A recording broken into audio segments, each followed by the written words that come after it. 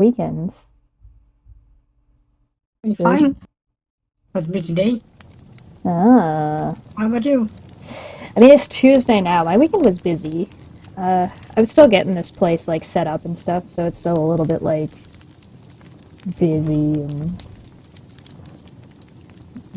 Um, but you like the new place, right?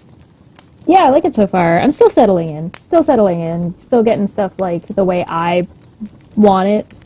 So, like, just getting, like, cleaning and stuff and organizing a little bit more. I got a TV that needs to get put up on a wall, but other than that, it's going good. Dog likes the backyard. I really like the application of television in the back, where your artwork displayed. Yeah. Thanks. I'm glad you noticed. I didn't set it up this time, but it's because it's gonna get covered pretty much the whole stream for this stream because this was a little bit longer than I thought it was gonna be, and I don't know why I thought it would be smaller. Like it makes sense that it's the size that it is. My brain was not. I was like, oh, I'll be live for like an hour, and then it's just like, oh wait, this is 44 pages long. Hold on a minute. Whoops. It did remind me a bit of Kent Hovind. Also uses a monitor screen like that for his presentations. Yeah, oh great. That's what I want to remind people of. Kent Hovind, thanks. I'm gonna go get myself a bunch of floral print Hawaiian shirts. I think you would look great in that. Oh, you're too nice. Actually, look great in that. Alright. Hello, everybody, and welcome to Tuesday Talks. I am Chesh. You've been here before. If you haven't been here before, welcome. I have a special guest with me today. Hello. Hello, everyone. I have the It's ever me. I have the ever elusive intrigued feline here, and I'm very, very excited because when was the last time you joined me? Like a year ago almost? I think 2 years now. For one of the early episodes of that time of the month. Yeah, that was some time ago. So I'm very happy to have you. And I'm specifically excited to have you for this particular thing. First off, you've been following the Johnny Depp Amber Heard thing really closely for pretty well the entire, like, since you've basically started looking into it, right? Yes, I have been following the case for like a year now. Yeah. Actually deep diving into it. And it's been wild. Been quite the roller coaster. Very much so, especially during the trial. I have been watching it non-stop from day one till the last day. It was wild. Yeah, it's been quite the ride, but we are now at the appeals, and I'm really excited to have you here. One, because you've been following it so much. Two, because you're so knowledgeable about the topic in general. Even though you are not American, you've got a pretty good grasp on what's going on, particularly with this court case and the everything around it. Yeah, I'm very much interested in law, and especially with American law, it's very easy to dive into it because it's so accessible to read into the law. It's fun. So I'm just gonna say hi to some of the people we got in there. My mom's there. Hi, mom. Athens, Hi, Mom. Benthoven, Zdenk is here, and welcome. Thanks for becoming a member. I don't know if I pronounced your name actually correctly because I'm Canadian, so I pronounce it with a Z instead of a Z sound. And Rez is here, so and everybody is really excited to hear from you. Tom as well. Hello. Nice to see everyone here. I am excited. So, shall we dive into this? Definitely. Just so you guys know, I also have some specialty stuff for the second half where I pulled up some Dr. Proudman tweets. because of course she's 24/7 nonstop on this. But we'll save that. We'll save that for the end so we have a palate cleanser. All right, so in the Court of Appeals of Virginia, record number 1072-224, Johnny C. Depp, or sorry, not Johnny, John C. Uncle Johnny John C. Depp 22, the second, appellant versus Amber Laura Heard, appealee. Brief appellant, and so you see Benjamin Chu here, Jessica Myers, Wayne Dennison, and Camille Vasquez.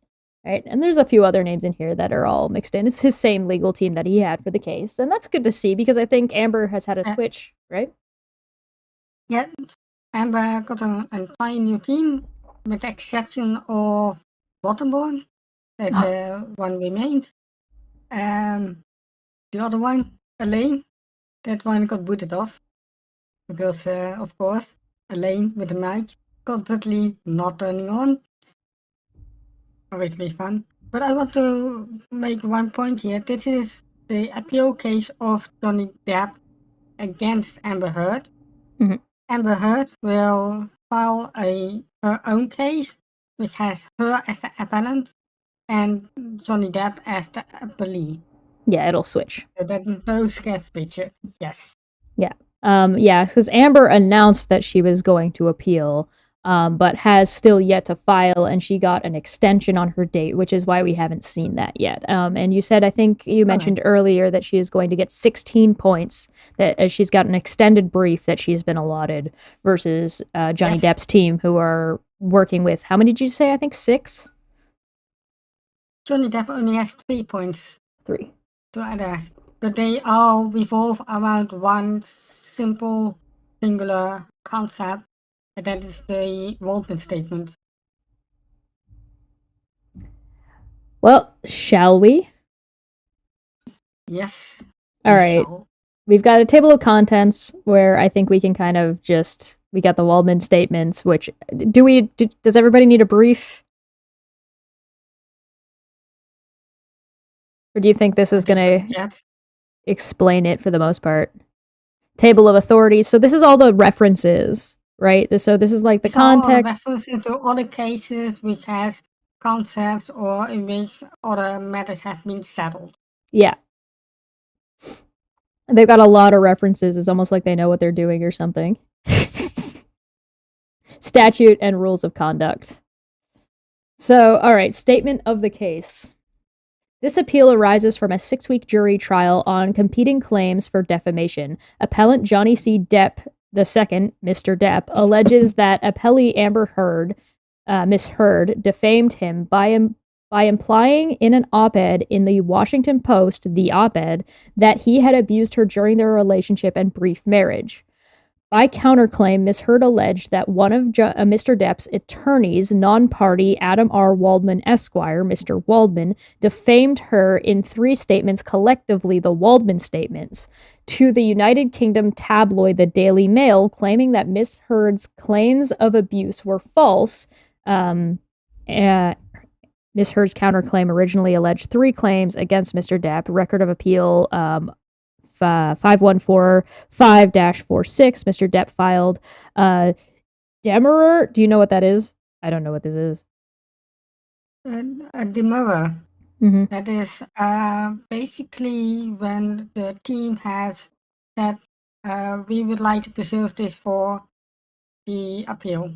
Okay. And plea in bar to the counterclaim, which is our 6256-74, which the trial court largely granted. It dismissed 2 of the counts entirely, leaving a single count for defamation based on 3 Waldman statements, which is reference 8384-93. She alleged... Those numbers you cited are the records in the entire extensive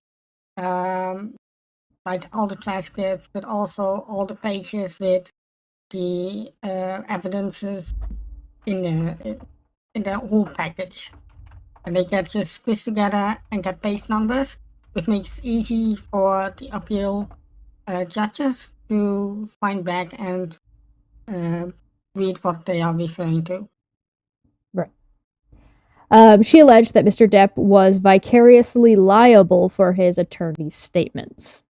And I do like that they did point out that Waldman is a non-party specifically. So he's not part of the lawsuit. He was never sued himself. Yes.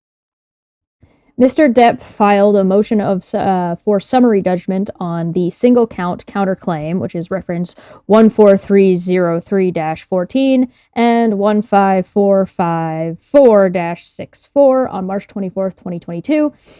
The trial court denied Mr. Depp's motion, reference number 24206 47, 24243 47, and 16881-83. It's been a while since I did one of these. The case was tried from April 11, 2022 through May 27, 2022. On May 24th, 2022, at the end of Ms. Heard's case, Mr. Depp made a motion to strike her claims, which was denied, and Mr. Depp renewed such a motion on May 26, 2022, which was also denied on reference number 20175-87 and 28098-107 and 28531. Whoo! Hey, Hawkskull, good to see you. On May 27th, 2022, the jury retired to deliberate on June 1st, 2022. It returned its verdict, which overwhelmingly favored Mr. Depp, reference number 28784-90. Anything to add? It all seems pretty... It's giving us a brief of what had gone on. Straightforward. It's basically giving us the short overview of why they brought the case to the appeal. Yeah. The jury found that Ms. Heard defamed Mr. Depp in the op-ed and awarded Mr. Depp $10 million in compensatory and $5 million in punitive damages, which references per code reference paragraph 8.01-3802 38.1. The trial court reduced the punitive damages award to the statutory cap of $350,000 for a total judgment of $10,350,000. Reference to 1807-08. On the counterclaim, the jury found that Mr. Depp's favor on the 2 of 3 Waldman statements, but in favor of Ms. Heard on the 3rd Waldman statement. That is the only statement at issue in this appeal. So they're not talking about the entirety. They're just going to specify into this one, and they put references in to say what the jury found, but then what the court changed it to. Yeah. On June 24th, 2022, the trial court entered judgment on the jury's verdict. On July 1st, 2022, Ms. Heard filed a 24-page post-trial motion asking the court to set aside the verdict on Mr. Depp's claim, which the court denied on July 13th, 2022. That motion was not relevant. That motion is not relevant to this appeal. So all these references right now are really just for completion to make sure that there's nothing that would be technically incorrect in what's being said. This is as clear as you could, I think, possibly be. Yeah, and they need to be this thorough because if you're not, then they can just make it easier for them to just dismiss the case. Yeah, right.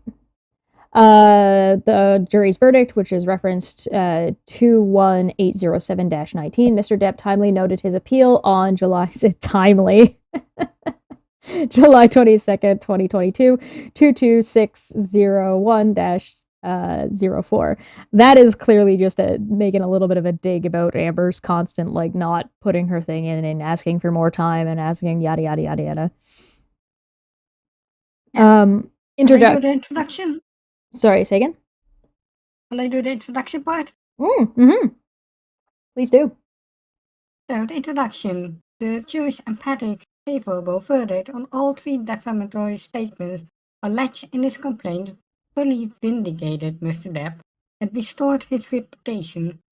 Indeed, Mr. Depp prevailed in the trial court on virtually all material issues, and the verdict of the jury and judgment of the trial court represent an intelligent and well-reasoned decision on the merits after a full and fair trial. It should be largely, though not entirely, affirmed.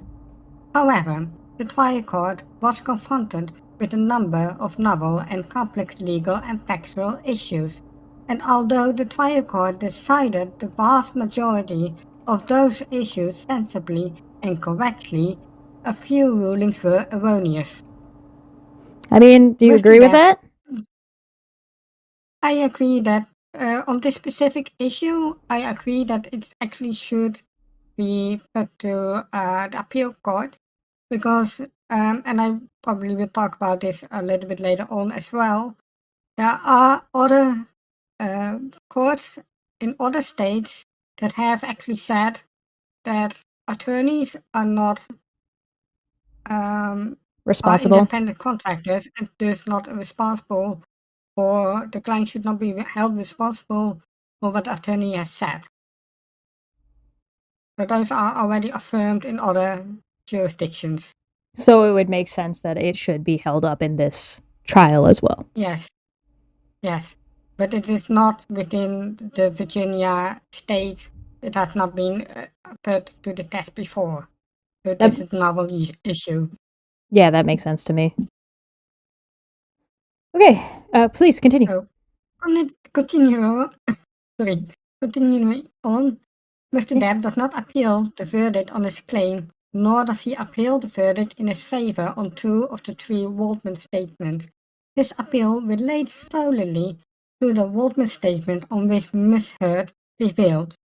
A statement in the Daily Mail article dated April 27, 2020, April 27 Waldman statement, the judgment in Miss Heard's favor on that lone statement is erroneous. Miss Heard's claim was fatally flawed, and the trial court should have granted Mr. Depp's motion for summary judgment and his motion to strike the evidence for 3 reasons. First, Mr. Depp cannot be held liable for Mr. Waldman's statements as a matter of law. Miss Heard sought to hold Mr. Depp liable for the April 27 Waldman statement on a pure theory of vicarious liability, contending that Mr. Depp was liable merely because Mr. Waldman has been retained by Mr. Depp as his attorney and was therefore his agent. Before I continue, let me explain what vicarious liability is, because probably there's a lot of questions regarding that. Mhm. So, if you are, for example, an employee within a company and you are doing something that you could get sued for, you as a person are not going to get sued, but the company as a whole is going to be sued for it. And that is an example of vicarious liability, because the company is being the one held responsible for something that someone else does. Right. Does that mean that if you were to sue, if Amber Heard was to sue Adam Waldman, would she have to go through and sue the practice that he works for, not him specifically? In a way, yes. In this instance, it will just be suing Mr. Waldman directly, because he is his own company. Oh, right, right. Because he owns his own. That makes sense. Yes. Yeah, Continuing on. please. But Yes. as a matter of law, Mr. Waldman is an independent contractor whose allegedly tortious conduct is not automatically attributable to Mr. Depp. Indeed, a wealth of authorities support limiting a client's liability for allegedly tortious conduct by an attorney, and the court should impose that same limit here. That makes sense. Second, because Miss Heard proceeded against Mr. Depp at trial on a purely vicarious theory of liability, she was required to present evidence that Mr. Waldman committed each element of the tort of defamation, including that he acted with actual malice, not to be confused with the colloquial malice, because that is not within the legal sense. Within the legal sense, it means that you are doing something knowing it was false or with reckless disregard to the truth. Yeah. That is in this context is what it means with actual malice, and not with intent to do evil or with those kinds of intent. It's not what this is about. We see that getting confused often. That's why I just jumped straight in and explained it, because otherwise it maybe gets snowed under. People are still getting it wrong. they get it wrong a lot of the time. It's really frustrating to explain the big game. Anyway, no evidence of Mr. Waldman's actual malice was presented at trial, so the judgment against Mr. Depp cannot be sustained. Third, the April 27 Waldman statement, viewed in context, is a non-actionable statement of opinion insufficient to support a claim for defamation. In addition to the erroneously denying Mr. Depp's motion for summary judgment and motion to strike, the trial court also erred in 1. Excluding from evidence the complete Daily Mail articles containing the Waldman statement, and 2. Refusing to give jury instruction as to Mr. Waldman's status as an independent contractor. Do you agree with that? I think that's fair. I think it's fair. And also, often with the Court of Appeal brief, you list the strongest points first, and then the second strongest, and then the third strongest. So Right. the most strongest, of course, obviously, is that the entire theory of law that an independent contractor is not to be vicariously liable on the client. Yeah. And I mean, it makes sense to me to say that there was more emphasis put on Waldman's statements, but when you look at the context in which that they were stated or presented or published, they're very much like buried in an article somewhere. They weren't like plastered all over billboards or anything like that. At the bottom of the article is what basically. Mhm. And also during the trial, I'm not sure if you have noticed, but the legal team of Miss Heard consistently stated as the Depp Waldman statements. Yeah. While the legal team of Mr. Depp called it the Waldman statements. And Mhm. here you see that also it being referred as the Waldman statement because Mr. Waldman made those statements and not Mr. Depp and Mr. Waldman. And I think part of the tactics of the legal team by Miss Heard was successful in imposing it by continuously saying the Depp Waldman statements to then impose it as, look, there is vicarious liability. Right. Yeah, it's an interesting tactic that seems one of the few that they had that were actually successful. Assignments of error. Shall I cover this one then? Let's switch back and forth. Please. All right. The trial court erred by denying Mr. Depp's motion for summary judgment as to Miss Heard's counterclaim, and 2. Mr. Depp's motion to strike the evidence as to Miss Heard's counterclaim. A. Mr. Waldman is an independent contractor, and Mr. Depp is not liable for Mr. Waldman's allegedly torturous conduct as a matter of law. B. Miss Heard failed to present any clear and convincing evidence that Mr. Waldman made the counterclaim statements with actual malice. And C.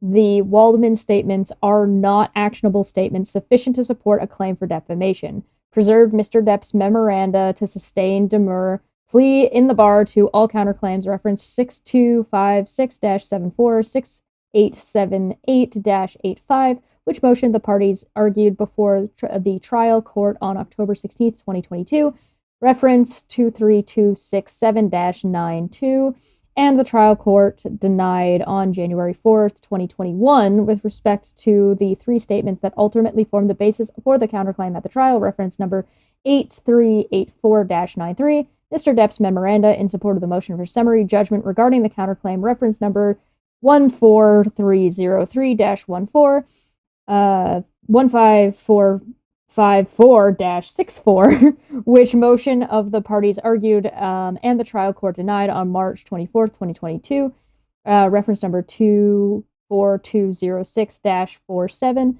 as further reflected in the trial court's order, reference 16881-83, Mr. Depp's memorandum of support and motion of strike, reference 20175-87, which motion the trial court denied after argument on May 24th, 2022, reference number 28098-107, and May 26th, 2022, reference number 28531. Take a shot every time I read a number backwards, by the way.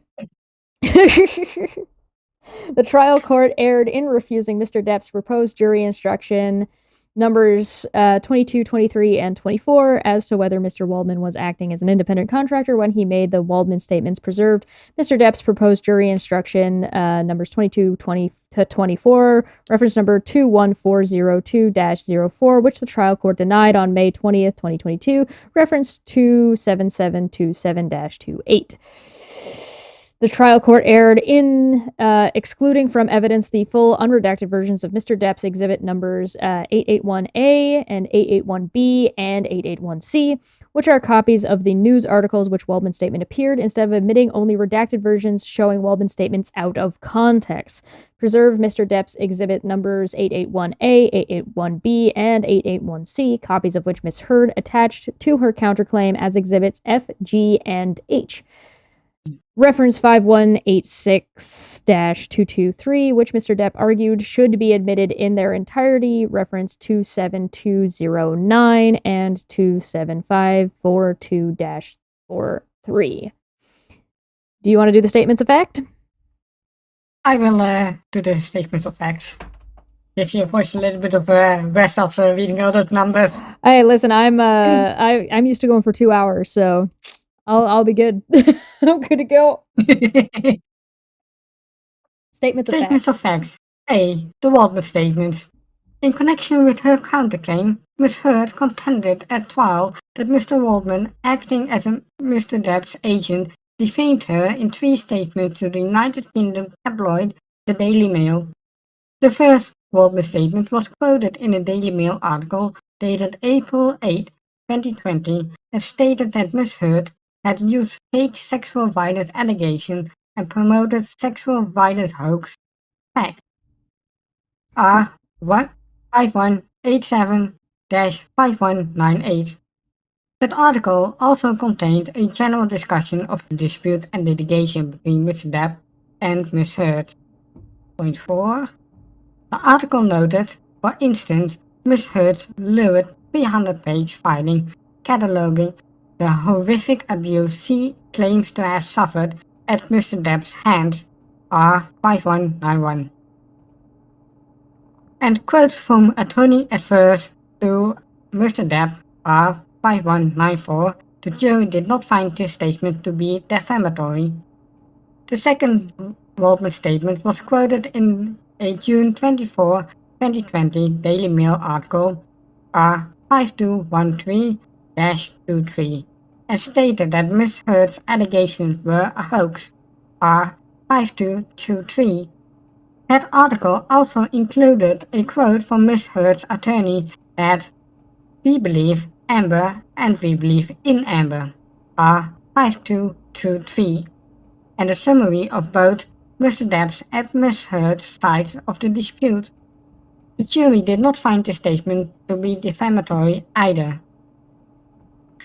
The April 27 Waldman statement, the sole statement on which the jury found Ms. Heard's favor, is contained in a Daily Mail article dated April 27, 2020, with the headline, "Exclusive, I need to report an assault. Listen to 911 call made the night Johnny Depp and Amber Heard had a blowout fight that ended their toxic 18-month marriage," with both claims they back up their version of events. April 27 article R5199. The April 27 article describes a recording of a phone call to the police on the night of May 21, 2016, a date on which Ms. Heard alleged Mr. Depp threw a phone at her and roughed up their apartment at the Eastern Columbia building. The April 27 article comments that Heard's attorney say phone records and police department logs vindicate Ms. Heard's account of the final shocking episode of domestic violence she endured before filing for divorce, whereas Depp's legal team say this recording does the precise opposite. However, by raising discrepancies in the various accounts, Heard and her allies have given off the notorious dust-up. R5203. This is quite tough. It's harder than it seems, isn't it? You want me to take over? Yeah. Now I can continue till the next break. It details Miss Heard's various allegations about the abuse she claims to have suffered on May 21, 2016. R5205-06, stating that the domestic violence case ultimately fizzled when the two LAPD officers who responded to the 8:27 p.m. call, Melissa Sainz and Tyler Haddon, said they never found any evidence of a crime. R5207-08. And to jump in real The quick, April 27. those two police officers were pulled into the trial. They Those did, were, yeah, yes, they yes. did. They both gave during testimony that was through call, like pre-recorded. Yeah, deposition. Yep. Recorded deposition. They were not, unfortunately, at the actual case itself. They would have made a big impact, I think. Mhm. So, continuing on, the April 27 article further states that Depp's lawyer Adam Waldman said the various discrepancies proved that nothing Heard and her friends said about the events of May 21, 2016 could be considered credible. R5208. It sets out Mr. Waldman's purportedly defamatory statements. Quite simply, this was an ambush, a hoax. They set Mr. Depp up by calling the cops, but the first attempt didn't do the trick. The officers came to the penthouses, thoroughly searched and interviewed, and left after seeing no damage to face or property. So Amber and her friends spilled a little wine and roughed the place up, told their story straight under the direction of a lawyer and publicist, and then placed a second call to 911. R5208-09. The April 27 article also includes quotes from Mr. Waldman that Miss Heard did not include in her defamation claim. But even this didn't have the desired effect because two domestic abuse trained LAPD police would later provide a pair of sworn depositions saying they saw no evidence of a crime. These lies about who made the calls and when are just the tip of the iceberg, as the evidence will show in court. R5209-10. Finally, it presents a contrary view, quoting Miss Heard's attorney at the time. His legal team rejected those allegations as fantasies. Mr. Depp's representations about the 911 calls on the night of May 21, 2016 are false, and Mr. Depp and his lawyers should have known better, said attorney Roberta Kaplan. All of the evidence, including sworn testimony from multiple witnesses, phone records, and police department logs, are consistent with the truthful account given by a witness favorable to Miss Heard. R5210. What do you think? You I think think that it is important to have context. Context changes everything most of the time. yeah, a lot of what Waldman seemed to be saying was his speculation and how he was presenting the case, not statements of fact. Exactly, and that is also point 3 of the entire one of the appeal issues. Evidence relating to the Waldman statements at trial. Miss Heard presented no evidence at trial that Mr. Depp was personally involved in directing or making any of the three Waldman statements. Indeed, Mr. Depp testified that he had never even seen the Waldman statements prior to the filing of the counterclaim of August of 2022, reference number 28326-27. Do you think that's true? I don't know. I don't know I either. think it is. I think it's more like, okay, he went off to have an interview with Daily Mail. I'm not going to bother with it. And when it was put forward, it's just plausible. I think it's definitely plausible because at that point he would have been they were separated and he probably given the way we've seen him behave now, he wants nothing to do with her. So I can imagine that given that they were already separated at this point, I can see him not reading anything that she's writing about anything at all and then not looking at any of the articles because honestly, I wouldn't be surprised if his lawyers and publicists all advised him not to. I think that's also actually a good point because a lot of lawyers advised their clients to just keep their mouth shut. Yeah. And not do anything and let them handle things if needed. I don't even read about it. Mr. Waldman has a professional license, is the owner and managing member of his own law firm, and provides legal advice to his clients. Reference 27558-59. Mr. Waldman was retained by Mr. Depp in October of 2016 and still represents Mr. Depp at the time of his trial testimony, but Mr. Depp is not his only client. Reference 27543-44 and 27558. Basically, Mr. Waldman owns his own stuff. He's not reliant on Mr. Depp at all in any capacity. Mr. Waldman's relationship with Mr. Depp is solely one of an independent contractor. Independent contractor. Mr. Waldman's relationship with Mr. Depp is solely one of attorney-client, which is reference 27544, and he has represented Mr. Depp in various litigation matters, including his litigation against Miss Heard, reference 27547. Mr. Waldman testified that while he believed he had some knowledge of the conduct of Mr. Depp and Miss Heard, he never personally witnessed any interactions between them prior to his retention in October 2016, which was after their separation, reference 27546. Mr. Waldman testified that he made each of the Waldman statements, reference 27551-54. Ms. Heard did not present any evidence on whether or why Mr. Waldman believed each of his specific statements. In response to a more general inquiry about Miss Heard's allegations, however, Mr. Waldman testified at length on why he believed that Miss Heard's allegations against Mr. Depp were false, describing physical evidence and identifying multiple witnesses whose testimony he believed contradicted her allegations. Oh no, that's stuff that everybody saw during the trial. Reference 27555-56.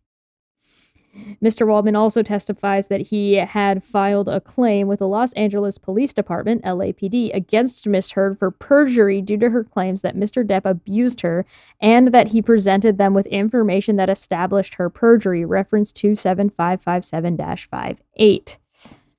Argument. Actually, there's a slight error in the way the thing is written, because normally when you have a LAPD, for example, that's like how do you call it? Abbreviation. Normally you do that first, the whole part, Los Angeles Police Department. Yeah. And then do that, but we already had so I think this was written before the rest part of the was written. They wrote their arguments and then put them together. Yes. That's how I tend to work like that. I'll write each of my points out and then abbreviate them where I can and then sort them into whatever I think is the best and then just make some minor additions to help it flow. Oh, essay writing. It's been a long time. Argument. The trial court... Oh, do you want to do it? Shall I take it? Yeah, go for it. The trial court erred in denying Mr. Depp's motion for summary judgment and motion to cite the evidence. Standard of review. In reviewing a ruling on a motion for summary judgment or a motion to strike, the court normally considers the relevant portions of the record in light most favorable to the non-moving party and draws reasonable inferences in favor of the non-moving party. In this case, the non-moving party would be Amber Heard, because she is the appellee. Right. Jackson v. Hartig 274 VA 219229 2007 summary judgment, and Egan v. Butler 290 VA 6273 2015 motion to strike. However, an appellate court in Virginia on the issue of punitive damages or where actual malice must be proven must independently decide whether the evidence in the record on appeal is sufficient to support a finding of New York Times actual malice by clear and convincing proof. End quote. Gazette Incorporated versus Harris 229 VA 119 1985, quoting both versus Corporation versus Consumer Union of United States Incorporated 466 United States 485 511 1984. In addition, questions of law are subject to de novo review. Turner versus Kaplan 268 VA 122 125 2004. That's 2 shots right there. Whether an allegedly defamatory statement is an actionable statement or fact or non-actionable opinion is a matter of law to be determined by the court and is reviewed de novo. Jordan versus Coleman 269 VA 569 576 77 2005. Under most circumstances, whether a person is an employee or independent contractor is generally a question of fact for the jury. But whereas here the evidence admits of only one conclusion, the question is a matter of law that is reviewed de novo. McDonald versus Hampton Training School for Nurses 254 BA 7987 1997. So, you have a clue what that means when something is de novo? Nope. So when something is de novo, it is entirely new issue. It has never been something before. It comes from the Latin word novo, which means new. New. That's why you have like a supernova. Nova is also an explosion that is a new explosion, basically. It makes sense to me. I mean, this seems like they have decent standing for their argumentation if they're saying that, hey, this was denied or this was not referenced when it has all of this prior examples in law where this is the way it should have been handled. This is a pretty decent argument.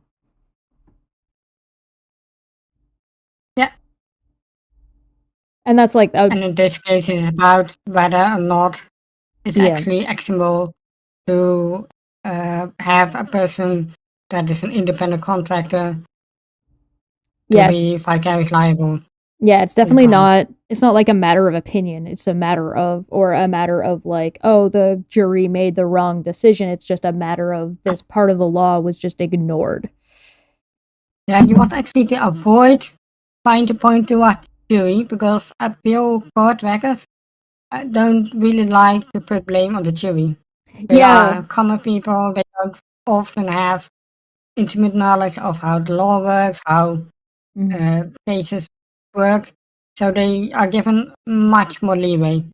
Well, just look at this compared to, like the Vic Mignogna case. The Vic Mignogna appeal was just an absolute disaster, and his new one, it was all just dismissed based on, they gave no reason why it should actually be reviewed. You didn't present your stuff, therefore why should we review your stuff that you didn't present to us? There's no change in what was the decision was based on what was actually reviewed. Right? Exactly. Yeah. I'm wondering if we're going to see the same problem with Amber Heard's appeal, because like with this one you've clearly got, hey, all of this wasn't actually taken in consideration or wasn't allowed by the court. However, based on prior court cases and based on that this is new information that wasn't presented initially, then this decision should be reviewed or repealed. But none of this is like the fault of the jury. They're not even blaming the court for Um, this. They're just like, well, you know.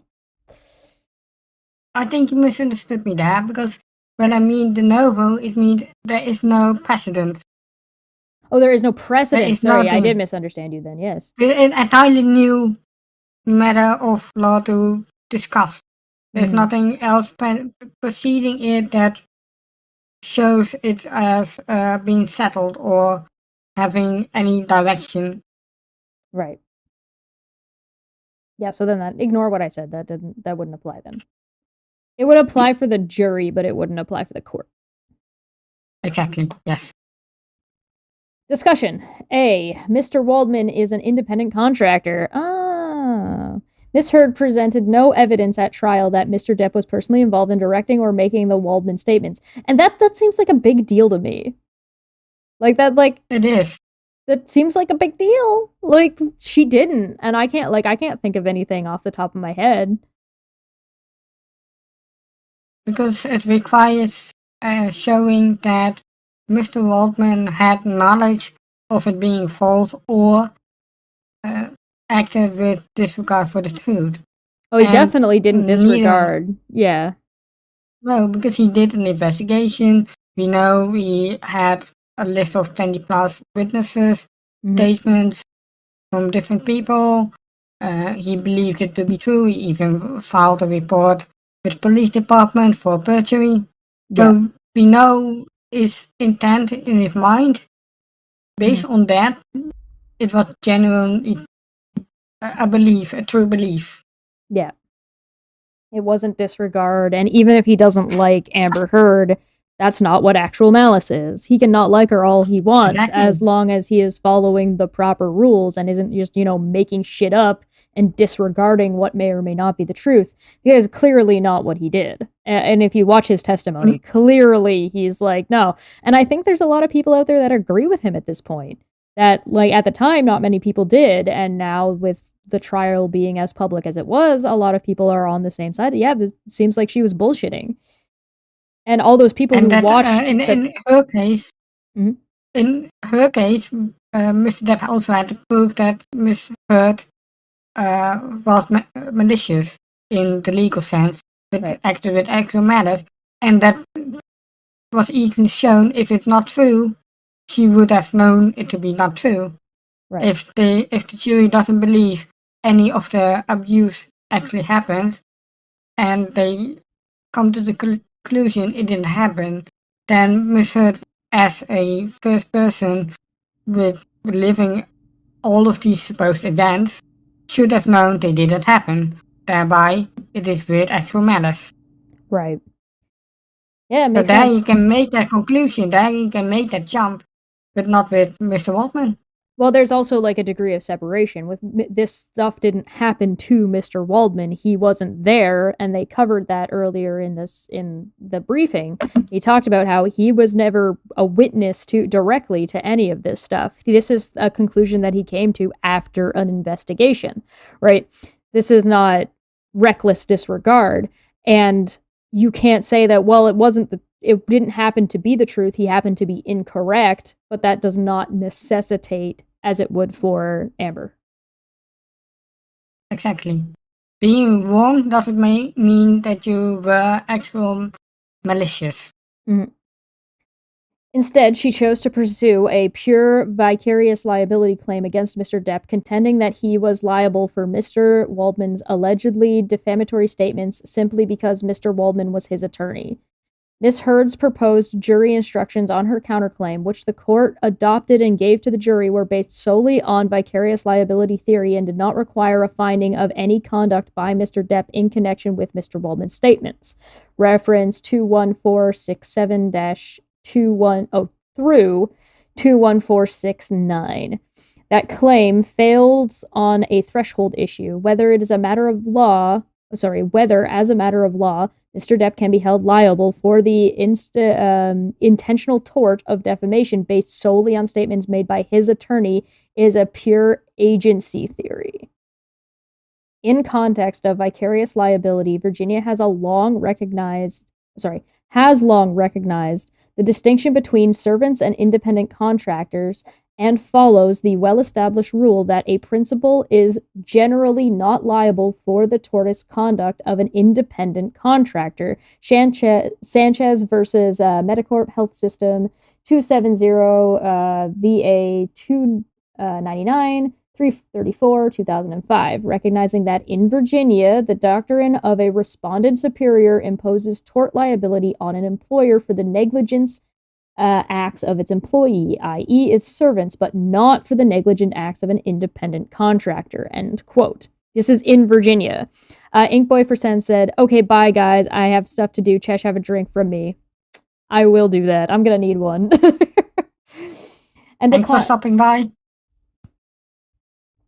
And declining to adopt an exception to this rule for the tortious actions of an independent contractor who was an ostensible or apparent agent. Quote, "The theory on which the master is held liable for his servant's conduct is based on the right of the master, actual or potential, to control the conduct and to see to it that negligent acts which cause injury to others do not occur." End quote. Griffith versus Electrolux Corp. 176 VA 378 and 397 in 1940. Quote, "If the relation between them does not give the employer that power, then he should not be held responsible for an occurrence over which he had no control. ID in assigning whether a person, end quote. In assessing whether a person is an independent contractor, courts consider four factors. One, quote, one, selection and engagement. Two, payment and compensation. Three, power of dismissal. And four, power to control the work of the individual, end quote. And as most people know, when it comes to lawyers, you don't control the lawyer. The lawyer controls you. Listen to your lawyer. Very much so, because if you are not listening to your lawyer, then you can make things very bad for yourself. Yep. For example, with the procès of Daryl Brooks, was it? Oh, He God. didn't listen to a lawyer, decided to represent himself. And yeah, sovereign that citizen. happened. No. McDonald 254 VA at 81, quote, "The fourth factor, the power to control, is determinative," end quote. Mr. Depp has not been able to identify any Virginia Supreme Court authority squarely considering the specific issues of, one, whether an attorney retained in connection with litigation is an independent contractor, and two, whether the principle limiting liability for conduct of an independent contractor applies in the principal agent context, specifically with respect to the attorney-client relationship. Notably, the Virginia Supreme Court has cited with apparent approval that restatement's approach, which limits liability of a principal for the actions of a non-servant agent. Sanchez 270 VA at 304 to 305.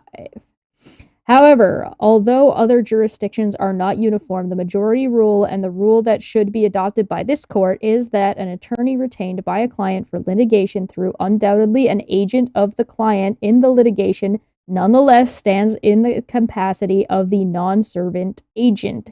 Example, an independent contractor and therefore, e.g., an independent contractor, and therefore the client is generally not vicariously liable for the lawyer's misconduct, absent exceptions to the general rule that is not present here. So, for example, that would mean that if this were not the case, Johnny Depp would have to sue the Washington Post, not Amber, because Amber would not be an independent contractor for her op-ed. Exactly. Does that make sense? Does that follow, chat? You follow what I'm throwing down? I certainly do. I was laughing at the comment Edith made. Don't listen to a lawyer that tells you live with your boyfriend. Do not get served. Don't listen to internet lawyers. Get your own lawyer. Although yeah, that's a whole nother case that's going on, maybe kind of a little bit. Although the authorities are not. Oh God, yeah. Yeah, I don't know if I want to talk about that one. We'll see. We'll Not in this stream, at least. Not this video. Maybe later. Let's see where, if it actually gets some hooks in it. If it gets some hooks in it, we'll see where it goes. Although the authorities are not unanimous, most other jurisdictions that have considered the issue have concluded that attorney retained in litigation act as independent contractors, and those jurisdictions have, accordingly, imposed limits on clients' liability for tortious acts by their attorneys. See McDevitt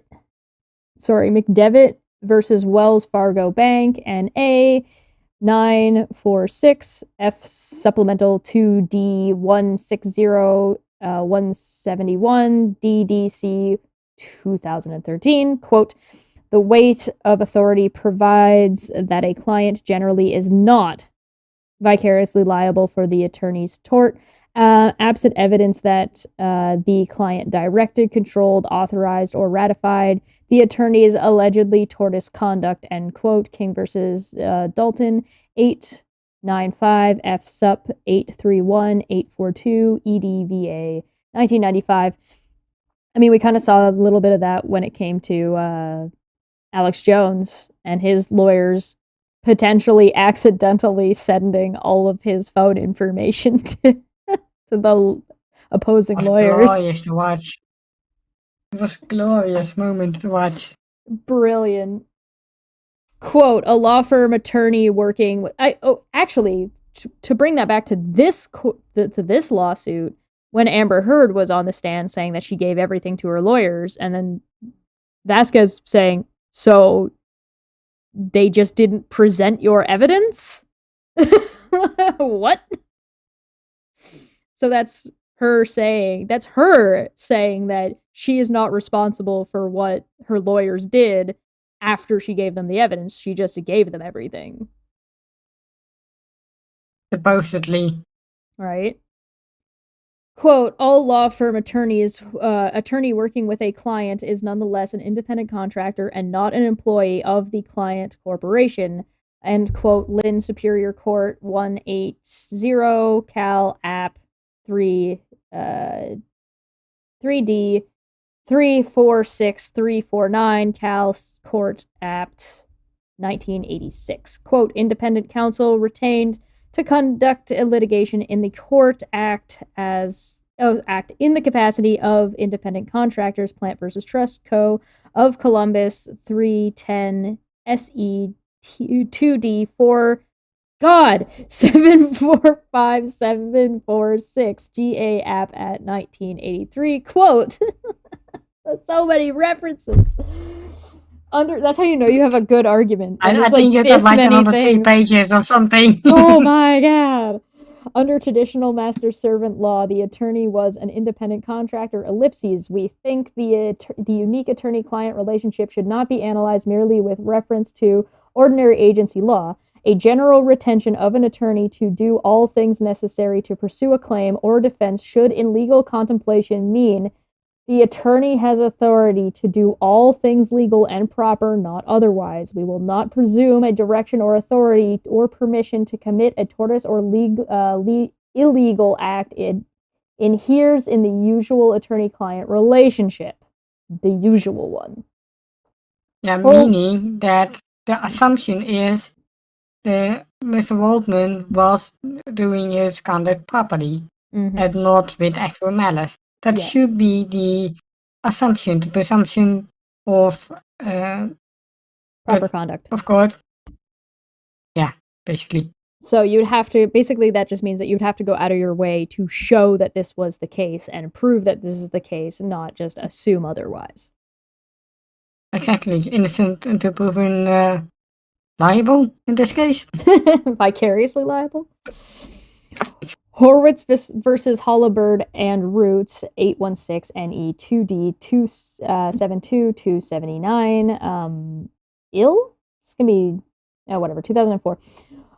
Quote: when as here, an attorney acts pursuant to the exercise of independent professional judgment, he or she acts presumptively as an independent contractor whose intentional misconduct may generally not be imputed to the client. Basically, if they behave inappropriately, it is not up to the client to even necessarily be aware that that's the case. Because again, The client isn't the one who is the professional, is what this is saying. Yep. Baldessar versus Butler, references 625 A to D, 458 and 464 to 65, and New Jersey. Yeah, this is. I thought so. They're referencing different states to see that, to I make a think so. point that this is all like across the board in America. This is the majority ruling everywhere, including in Virginia. This is For a moment 1994. there, I heard Bulbasaur. Quote, there's a When you said Bulbasaur, I heard Bulbasaur. There's a vast difference between a vast difference, not a vast deference, vast difference between an employee agent and non-employee agent. The non-employee agent is generally nothing else but an independent contractor. Ellipses. Attorneys generally are not subject to their clients' actual control or direction. Felberty versus Damon 527 and E 2D 261 264 through 65, New York 1988. Treating a law firm retained by insurance company as independent contractor. Brown versus Lumberman's Mutt Cast Co. Do Re Mi 369 SE 2D 367 and 371, North Carolina Court Appeal 1988. Oh, sorry, that might not be appeal, that might be appellant. Concluding that a law firm was, quote, an independent contractor whose negligence, if any, is not imputed to the insurance company that it had retained it. Brandt versus West 892 SW2 D 76 to 77, text court apt 1994. Quote, the mere fact that an agency relationship existed between the client appellees and the attorney appellees does not mean that the client appellees would automatically be liable for any tortious conduct, ellipses, unless a client is implicated in some way other than merely being represented by the attorney alleged to have committed the intentional wrongful conduct. The client cannot be liable for the attorney's conduct, end quote. So, to be clear, you would have to prove that you'd have to implicate the client and then make sure that whatever the attorney did was intentionally wrongful.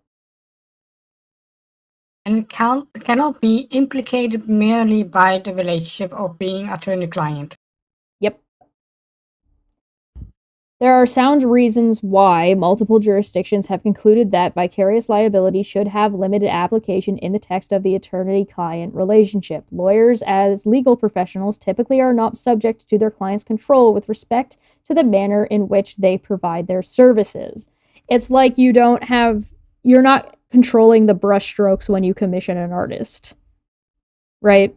That's a good analogy for you. You're not when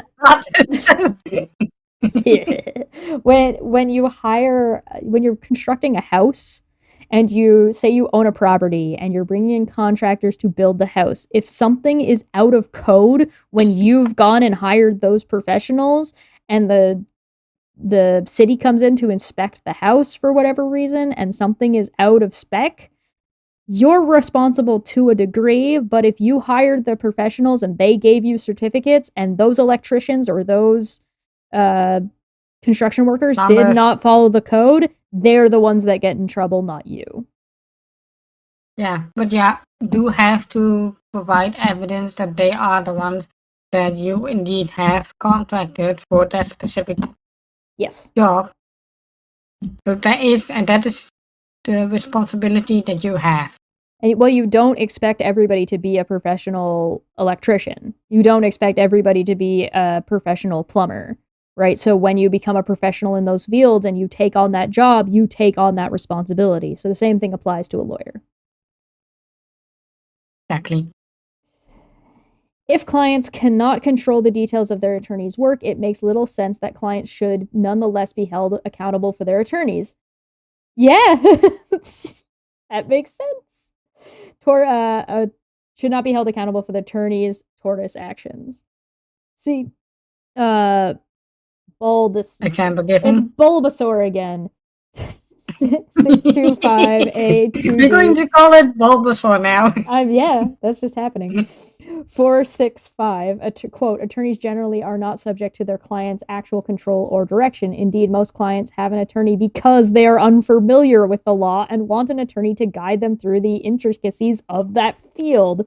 As professionals, attorneys are deemed responsible for their own acts, and as in this case, most clients have legal recourse against the attorney and the law firm for their actions, end quote. Yes. Basically, another lawsuit. That's the thing we just said. I'm going back to the Vic Mignogna case because, like, Vic Mignogna's lawyers did not they just threw shit under the bus. They did not file things. I think that, personally, in my unprofessional opinion, that Vic Mignogna has an opportunity to go after the law firm that he hired for misconduct because they fucked him. But hey, what do I know? Possibly. It's not out of the realms whether he wins that, though. Yeah, well, that is an entirely different matter. He would have to accept that he lost first. That is one thing. Although a lawyer is subject to the client's direction with respect to the goal of the representation, it is the lawyer who has wide discretion as to the means by which those goals are achieved. In every American jurisdiction, including Virginia, a lawyer is required to exercise independent professional judgment and is subject to independent professional and ethical obligations. Wow, it's almost like we read a case in the past with a certain Kyle Curtis where a certain lawyer requested recusement. Indeed. There was a perfect example to recuse oneself because the client didn't provide the necessary information in an honest fashion to actually be helped by the lawyer. Yep.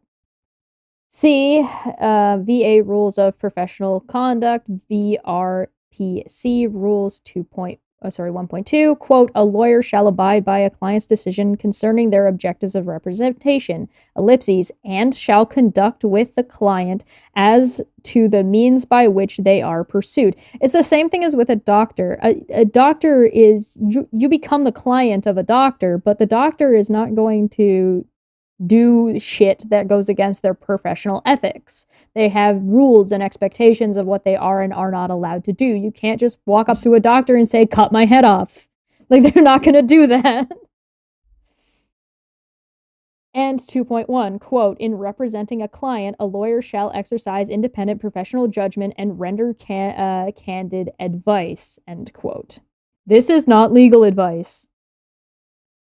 This is why lawyers are so specific, including in the online communities. They'll say, like, listen, I'm not giving you specific advice. This is just general lawyer information. This is general knowledge. Do not take this as if it is legal advice for your particular case. You need to go get a lawyer.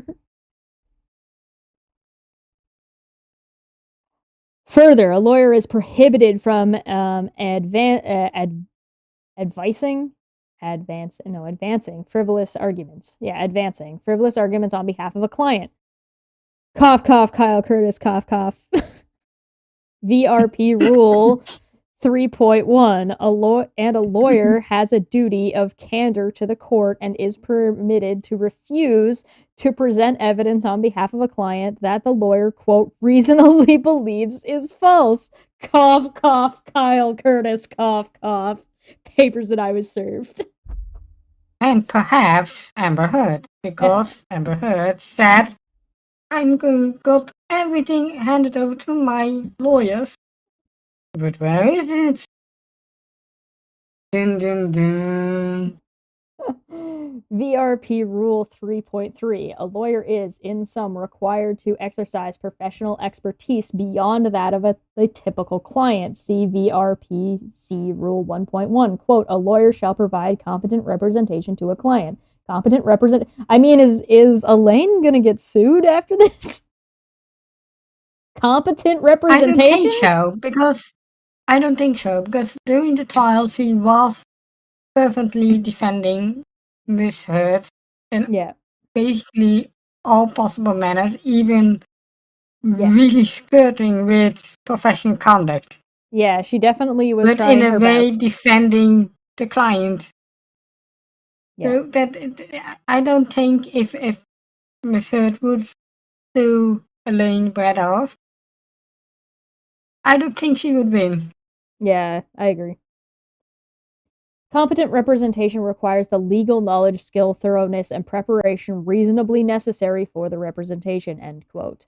There are accordingly substantial limitations on a client's ability to control the activities of the lawyer. In any case, the typical client, who generally lacks legal expertise, cannot monitor the conduct of a lawyer for wrongful activity.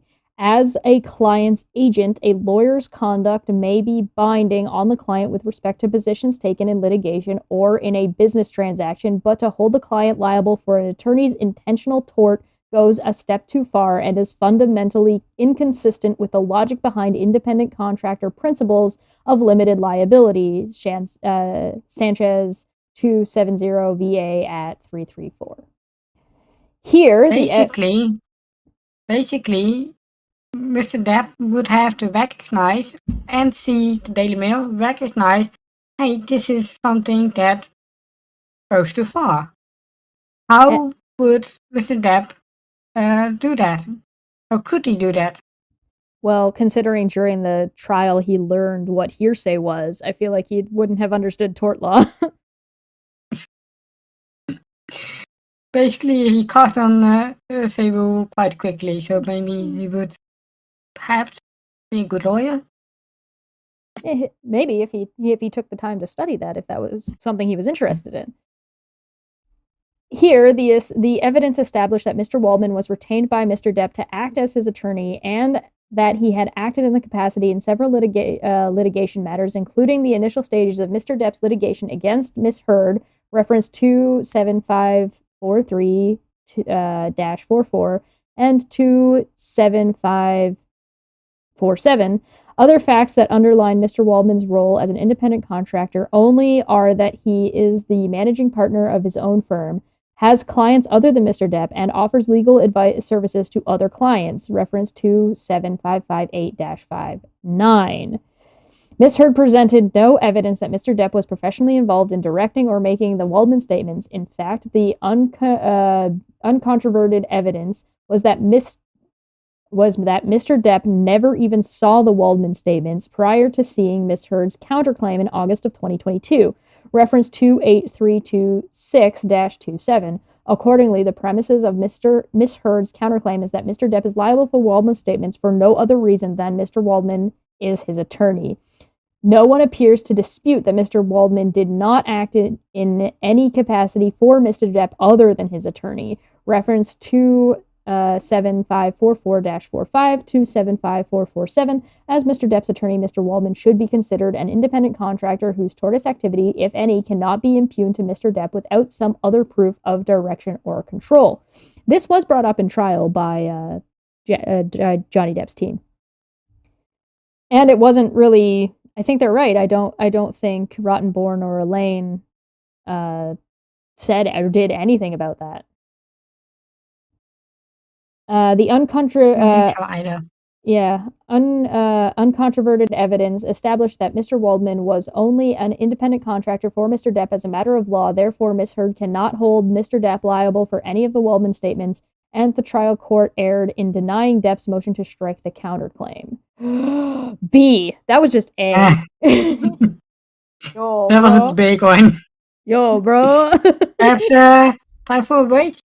We're gonna take a little mini bathroom break, everybody. We'll be back. We are at page 26 of 44, so we're actually making really, really good time for me.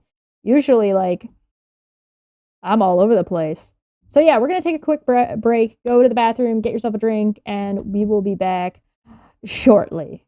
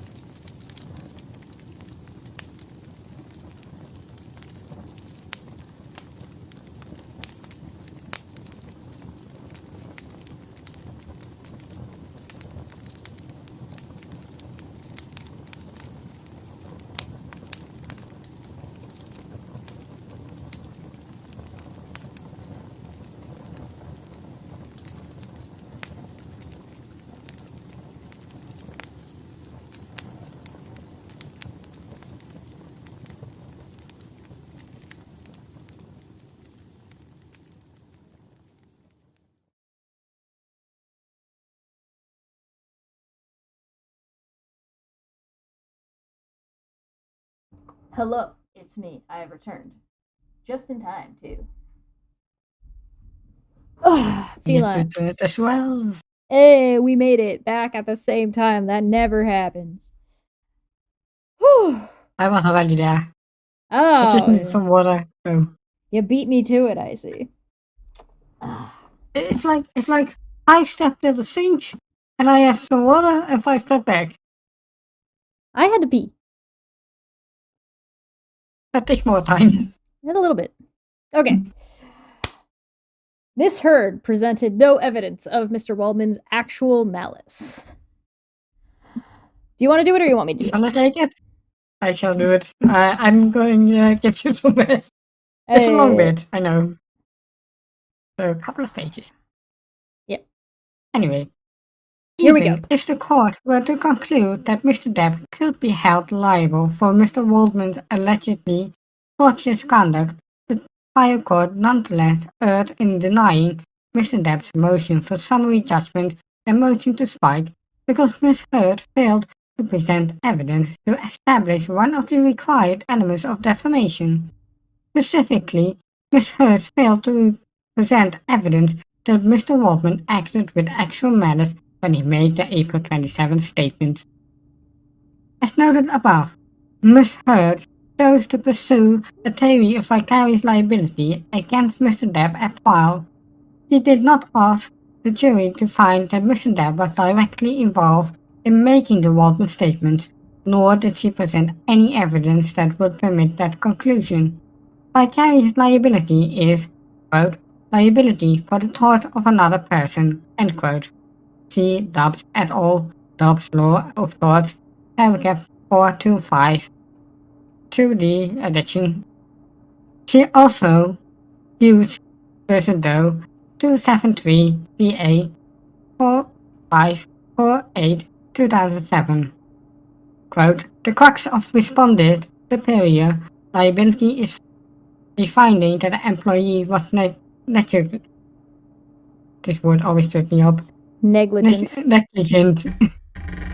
I mean, how many languages do you use? Like, do you even speak? Because like one word in one language is like nothing.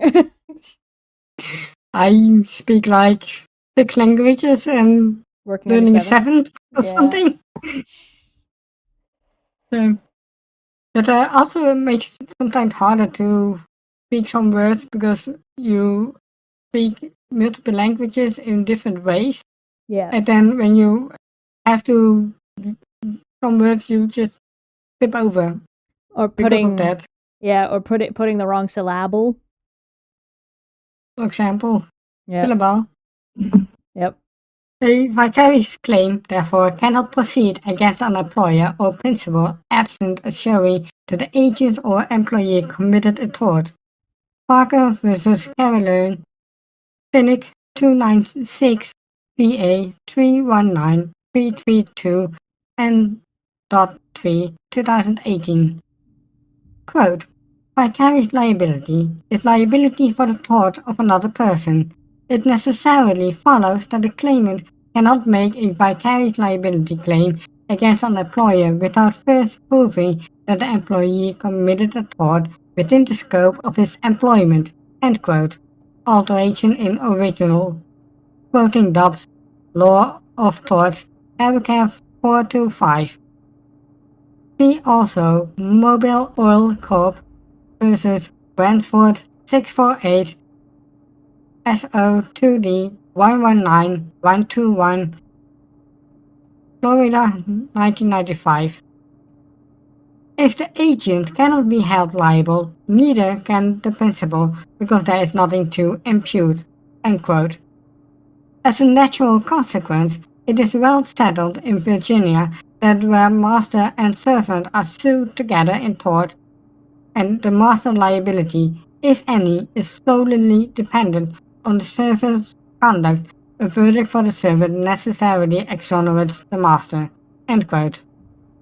By the way, this is ancient language that keep persisting, which is why you still see words like servant and master, because they date back from when the United States was first created.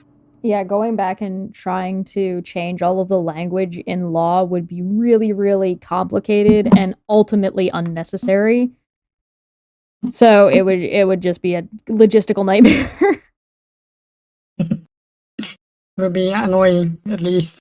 Oh God, I wouldn't want to do it. Often I do not Pontiac. volunteer for that tribute.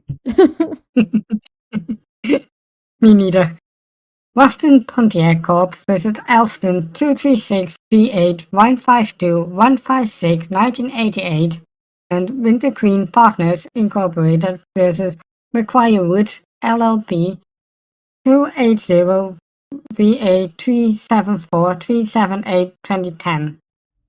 Because a principal cannot be vicariously liable for his agent's tort unless the agent committed all the elements of the tort in the first place, Mr. Depp cannot be vicariously liable for Mr. Waldman's alleged tort unless Miss Heard carried her burden of proving that Mr. Waldman committed every element of defamation.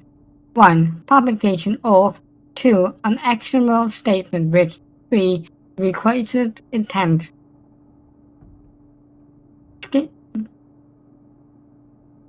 Deze is een bevolkt 290 VA 8391 2015. With respect to requisite intent, a plaintiff who is a public figure such as Miss Heard 5. Hold on. No one has disputed that Miss Heard is a public figure who must meet the actual matter standard, as she is a well-known actress whose activities are widely reported in the media, including in the very Daily Mail articles that form the basis of her counterclaim. Indeed, Miss Heard's proposed jury instructions regarding Miss Heard's counterclaim, which were ultimately given without objection or appeal by Miss Heard, set forth the actual matter standard R21467-69.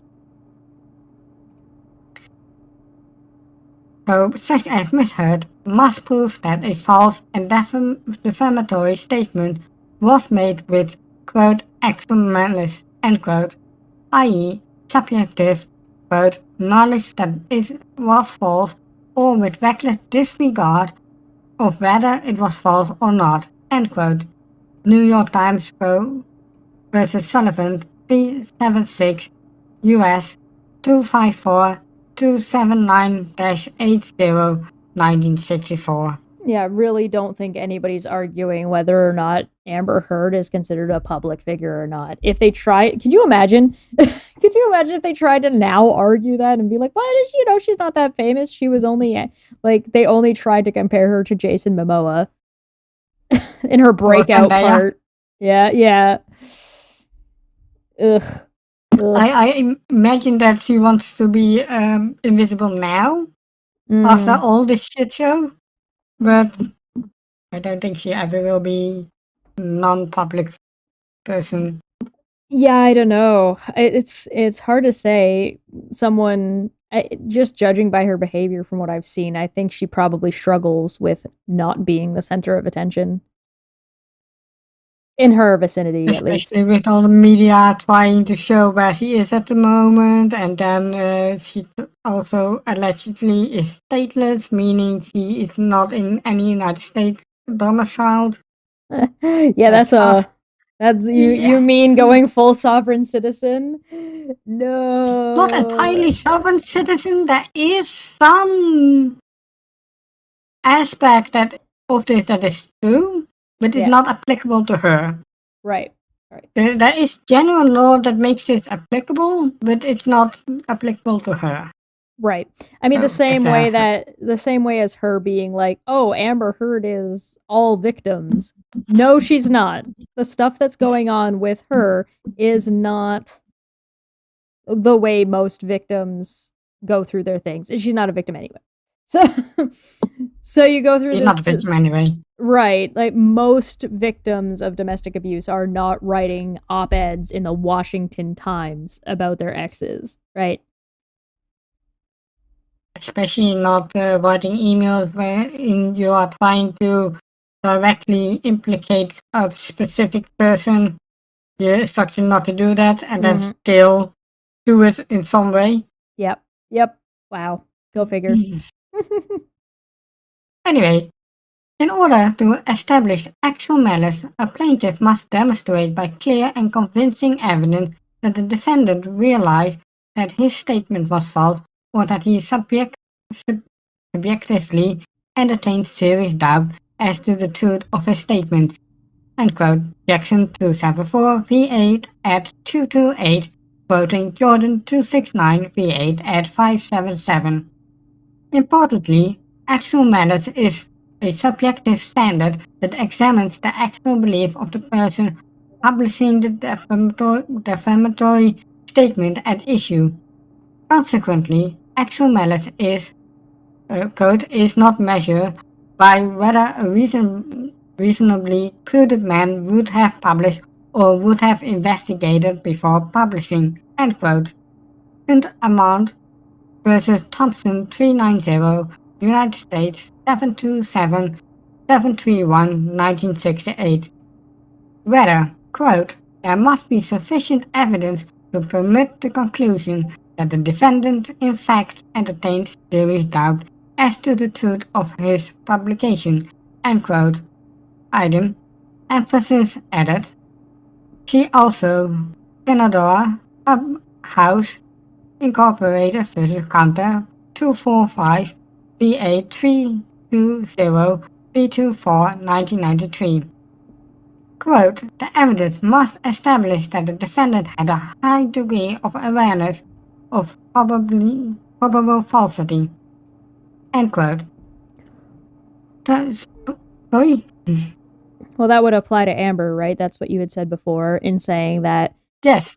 if the events did not happen to her, then she is knowingly stating a falsehood, which would fall under actual malice. It would then establish that the defendant, this case Miss Heard, had a high degree of awareness of probable falsity. Right. So exactly perfect for the quote. Thus, Right. for instance, a mere failure to reasonably investigate the truth of one's word is not enough to establish actual malice because it does not establish subjective knowledge of falsity.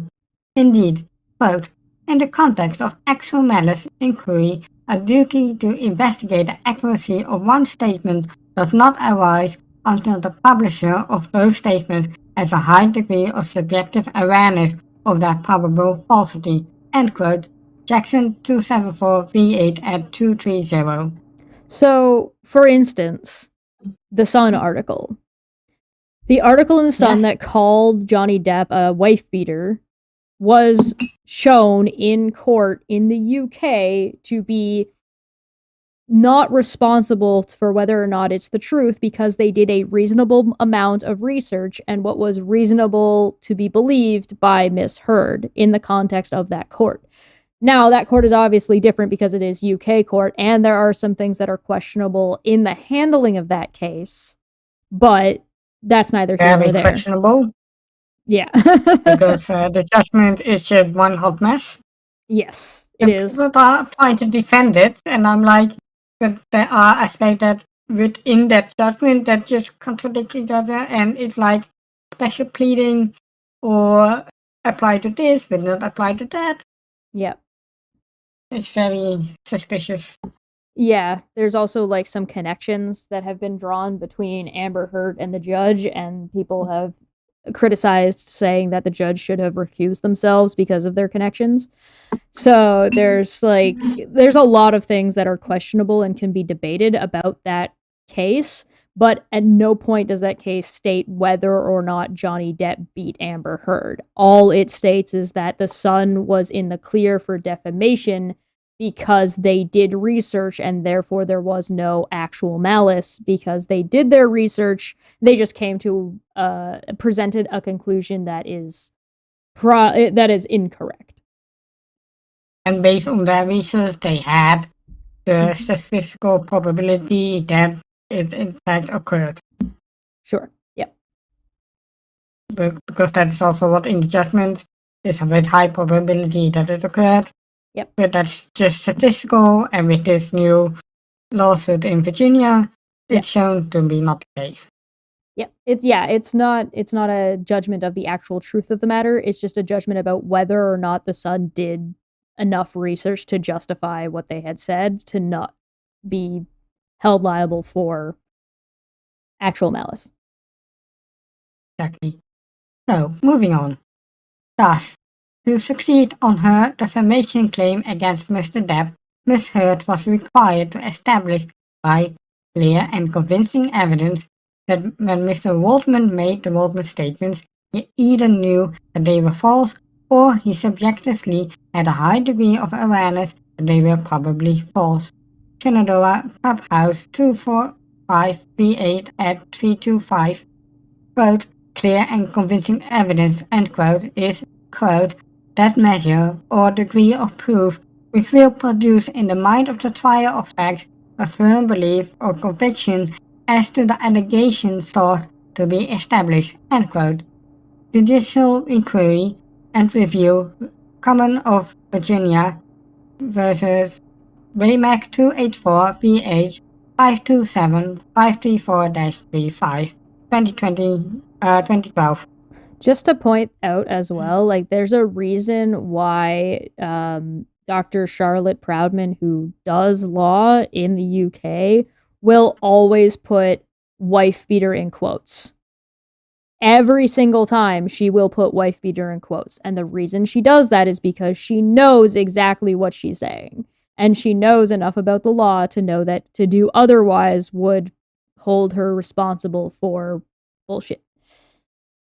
He would adopt and republish those statements and thereby would be able, just like Amber Heard was when she republished the article on Twitter, Charlotte Proudman would also be responsible for those words. Yep. There's a reason. If you go and look, every time she puts wife beater in quotes. And this right here, what we just read, or what you just read, is exactly the reason why. Yep, pretty much. But even though this is US law, this basic law that pretty much applies in every country. Mm-hmm. Or most countries, most Western countries at least. Yeah, it would apply like this, although it might not be written exactly the same way, the same concept exists in the UK as well. Yes. So, on review, appellate court, quote, must exercise independent judgment and determine whether the record establishes actual malice with convincing clarity, end quote, Shenandoah, Clubhouse 245 V8 at 325. So that it means that the Court of Appeals get to look at it without the jury verdict itself. Mm-hmm. So they can look at the concept and say, do we have to rule on this or not? Right. Ms. Heard presented no evidence, much less clear and convincing evidence, that Mr. Waldman made the April 27 statement with actual malice. Indeed, with respect to the April 27 Waldman statement, Ms. Heard presented no evidence regarding whether Mr. Waldman believed the statements to be true or false. 6. You want me to read this one? Almost all of those. Sure, go ahead. I'll read 6 to give you a bit of a break there. Ms. Heard's counsel did ask whether Mr. Waldman relied on information from Mr. Depp in making this statement. Mr. Depp's counsel asserted that attorney-client privilege and instructed Mr. Waldman not to answer since the question directly invaded attorney-client communications, reference to 7553. Ms. Heard did not move to compel any further response, nor could she plausibly have prevailed had she done so. Nor can any inference be drawn from any objections and instructions to not answer. The jury was specifically instructed not to draw any inferences from the assertion of an objection or instruction not to answer, reference 21489.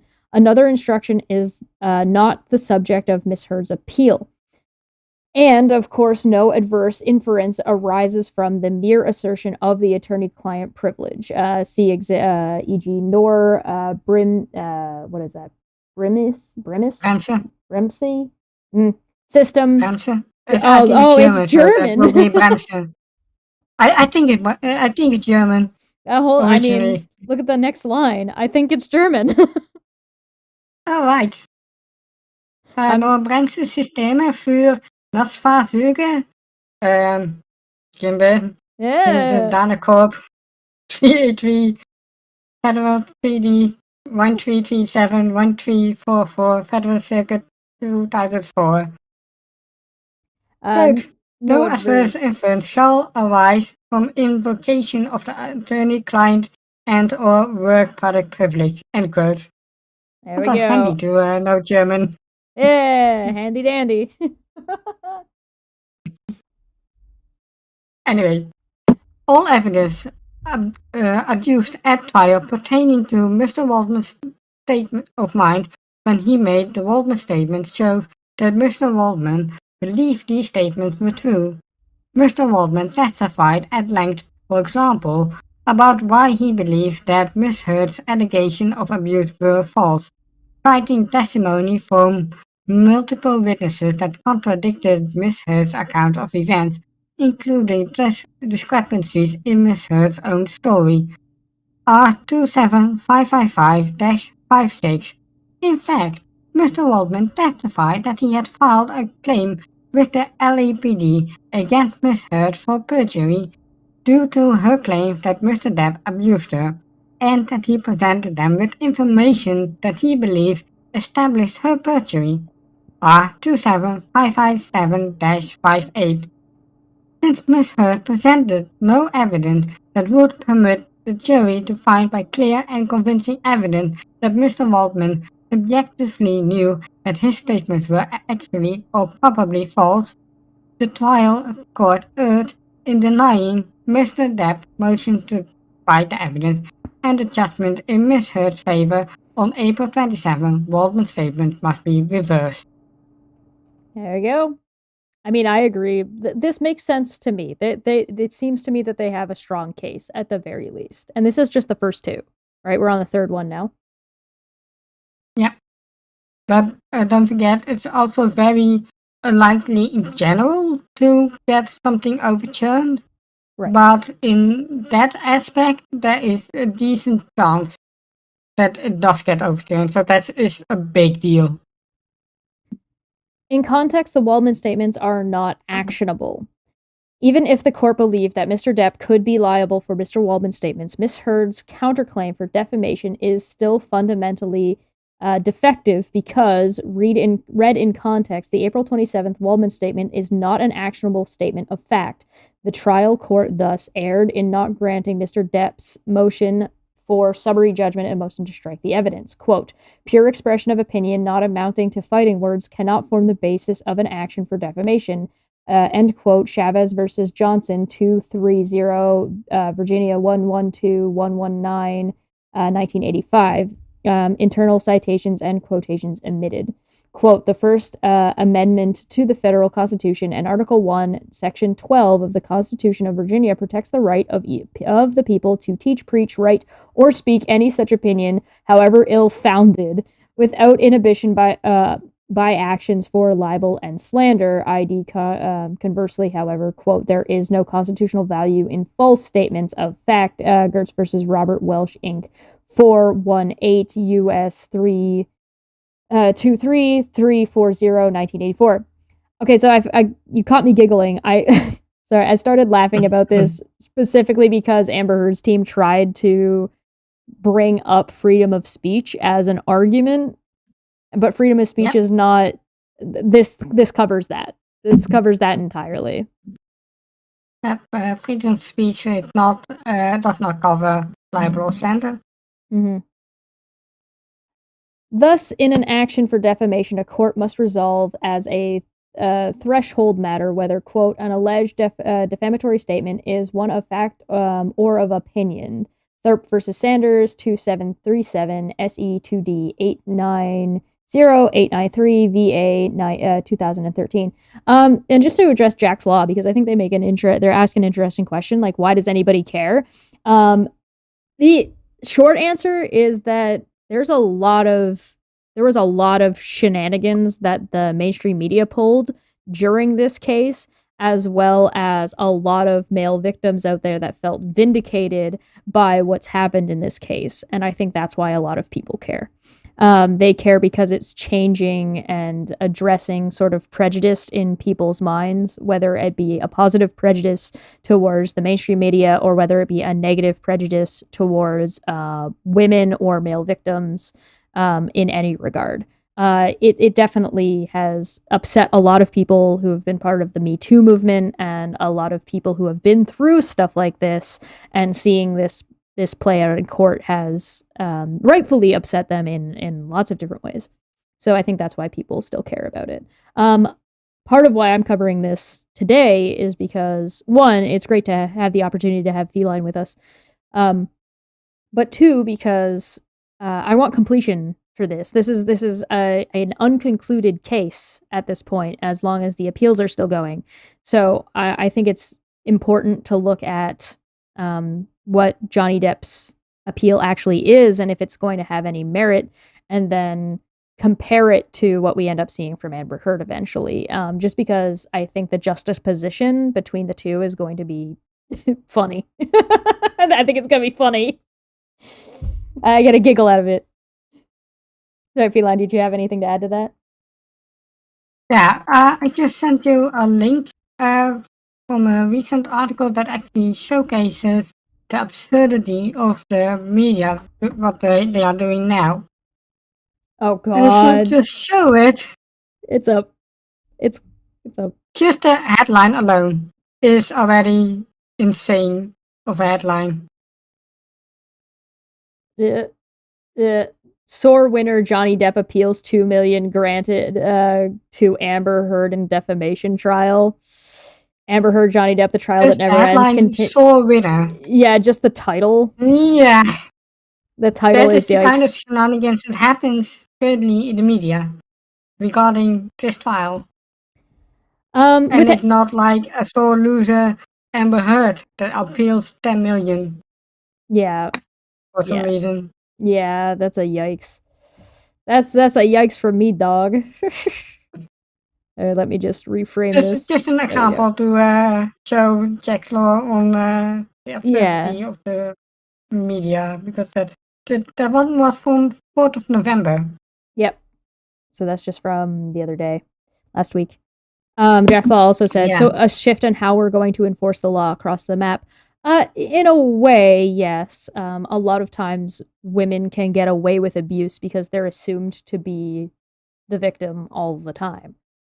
Because women are looked down upon and looked at to be weaker in general, and therefore men cannot be abused, which is just factually not the case. It's not even statistically the case. So having a broader understanding for the general public about how this is something that happens to men too, and anybody can be a victim of anybody else. Gender has nothing to do with it, I think is good, and having that in the general mind and part of the training when it comes to enforcement for police when they go and visit a crime scene, not assuming the women are victims when they get there, would be a good step forward when it comes to law enforcement. Within family law, there's often the suggestion by lawyers to female clients to make up some stuff, and we hear that all the time, to get child custody or to get more money or something like that. And they often make abuse claims. Yep. Because they are often not recorded and often just easily believed because the man is stronger. Physically, often. Not always, but... Yep. Plus, I think a lot of the reason people are still talking about this is because the mainstream media is still trying to bullshit about it.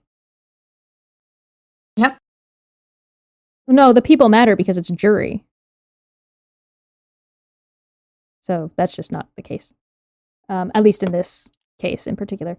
And again, people, the general sentiment of the local area or the society on whole will affect what happens in the law. And how the law is carried out in general. So, yeah. A statement of fact is one with a quote. Well, I mean, sorry, I'll just last thing, and then they'll move on. This will not change their minds. Maybe. I think people's minds have already changed. There's been a handful of people who have changed their minds. So something like this being as public as it is, I think is a good thing in general. And even if it doesn't change everyone, I don't expect it to. That doesn't mean it's not worth pursuing. Basically, back in 2018, when the Washington Post published the op-ed, from my personal perspective, I did give the benefit of the doubt to Amber Heard. I was like, this is shocking. This was really absurd, but I had nothing to go off on to doubt her claims or what occurred. And I revised that based on later recordings, later the trial itself, of course. So that helped me see a different light to this entire specific situation. Yeah. So it has changed my mind. And hopefully it makes people even just a little bit more cautious going forward when it does come to cases like these, including ones that might be in their day-to-day life, right? Such as the Marilyn Manson case? Such as the Marilyn Manson case, yeah, exactly. That case is being handled a lot differently just by, just general conversation from what I've seen at the very least. It's being handled a lot differently because of the Johnny Depp case. So I think that there has been a lot more reserved to support either side, which is a good thing because you want to see all the evidence before making your conclusion. Yeah, I agree. A statement of fact is one with, quote, provably false factual connotation, or which can be reasonably interpreted as stating actual facts about a person. Eagle versus College at Times 255, VA 293 295 to 96, 1989. However, quote, even a provably false statement is not actionable if, quote, it is plain that the speaker is expressing a subjective view, an interpretation, a theory, conjecture, or surmise, rather than claiming to be in possession of objectively verifiable facts, end quote. Riley versus Har 292 F3D 282 289. First Circuit 2002, quoting Gary versus St. Martin Press Inc. 221 F3D 243 248. First Circuit 2000. And I would like to point out, just because it's not going to change anybody's minds necessarily doesn't mean just because it's not effective or not working into everything doesn't mean it's not worth trying sometimes. Importantly, in assessing... I do want to address Jack's new comment. Yeah. Except when there is a trial of defamation where the domestic violence is a proxy integral part thereof, such as the Amber Heard Depp trial, in which domestic violence is a core component of the defamation claims. Yep. So there is a jury there, so that makes it worth it. Importantly, and I would even argue that if there is no jury in the U.S. for any domestic violence in general, then we're better off having a better social outlook or a more accurate social outlook on what is and is not domestic violence and who can and cannot commit it, because whether like it or not, judges are under pressure from public scrutiny, as well as the way the police conduct and handle themselves and what information they do and do not gather and what they're actually trained in. That's all decided by the public. So maybe not as directly as we might like, but importantly, in assessing whether allegedly defamatory words are fact or opinion, a court, quote, must examine them in context, with the aim being to interpret them, quote, as other people would understand them and according to the sense in which they appear to have been used, end quote. In the totality of the circumstances, Shadler, no, there's no D there. What? I would pronounce it as Shasher. Shasher? Good, I'm not... Shasher? It's really there. Because the AE is really weird in a lot of different languages, and Hey! it's 290 VA at 93. Thus, in considering whether a statement's audience would understand it as a statement of fact or opinion, courts consider such factors as the form in which the allegedly defamatory statements were uttered and whether an audience familiar with the form would expect to hear an opinion. See Parrington versus Bogolsi, 56 F3D 1147 1154, Ninth Circuit, 1995. If a statement is made in a quote form in which the reader would be likely to recognize that the critiques, ellipses, represent the highly subjective opinions of the author, end quote, and relates to, quote, inherently ambiguous, end quote, subject matter for which reasonable minds could draw different conclusions than, quote, the general context in which the statements were made negates the impression that they give a false assertion of fact, end quote. Courts also, because this would apply to Amber Heard and her authorship in the Washington Post. Courts also consider the degree to which the statement's audience is familiar with the underlying facts and therefore able to assess the defamatory statements for themselves. See Nanatavi versus Bernadette Tomlin Memorial Hospital. Memorial. Let's see. 857 F2D 96 100 to 08 3D Circuit 1988. Concluding that statements were opinions when made to reporters who, quote, were familiar with the long-running dispute among the parties and knowledgeable about the underlying facts, end quote, and therefore understood, in quotes, that the defendant, quote, was presenting his own opinion, end quote. In addition, the courts considered whether these statements were made in the context of a debate or controversy because statements made in the heat of a debate are more likely to be understood by their audience as an expression of opinion. Schneier versus Zessow, 104F Appendix 847, 853, 4th Circuit, 2004, drawing a distinction between the language of controversy and the language of defamation. This is all nuance that people on Twitter do not follow.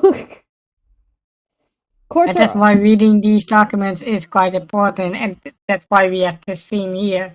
Yeah. Because it makes it easier for people to follow along, to understand what's going on. And can apply them to their own lives and learn about nuance themselves. Courts also consider the identity of the speaker and whether the speaker's biases are known and disclosed to the audience. Chavez 230 VA at 119. Quote, the most unsophisticated recipient of such a claim made by one competitor against another could only regard it as a relative statement of opinion grounded upon the speaker's obvious bias, end quote. Further counts can consider whether the speaker... It's just like if somebody said somebody who is like cornflakes versus frosted flakes, and frosted flakes are like, cornflakes are bland and gross, and Frosted Flakes said about cornflakes that cornflakes are dry and gross, and cornflakes responded with, there's so much sugar in there, it's going to give you a heart attack. Like, these are not statements of fact. These are just them arguing. This is like the Wendy's Twitter is not held liable for calling McDonald's food trash. It's basically just like throwing shit at each other. Yeah. Further, courts can consider whether the speaker claims to have personal knowledge or is merely drawing inference about events he does not claim to have witnessed.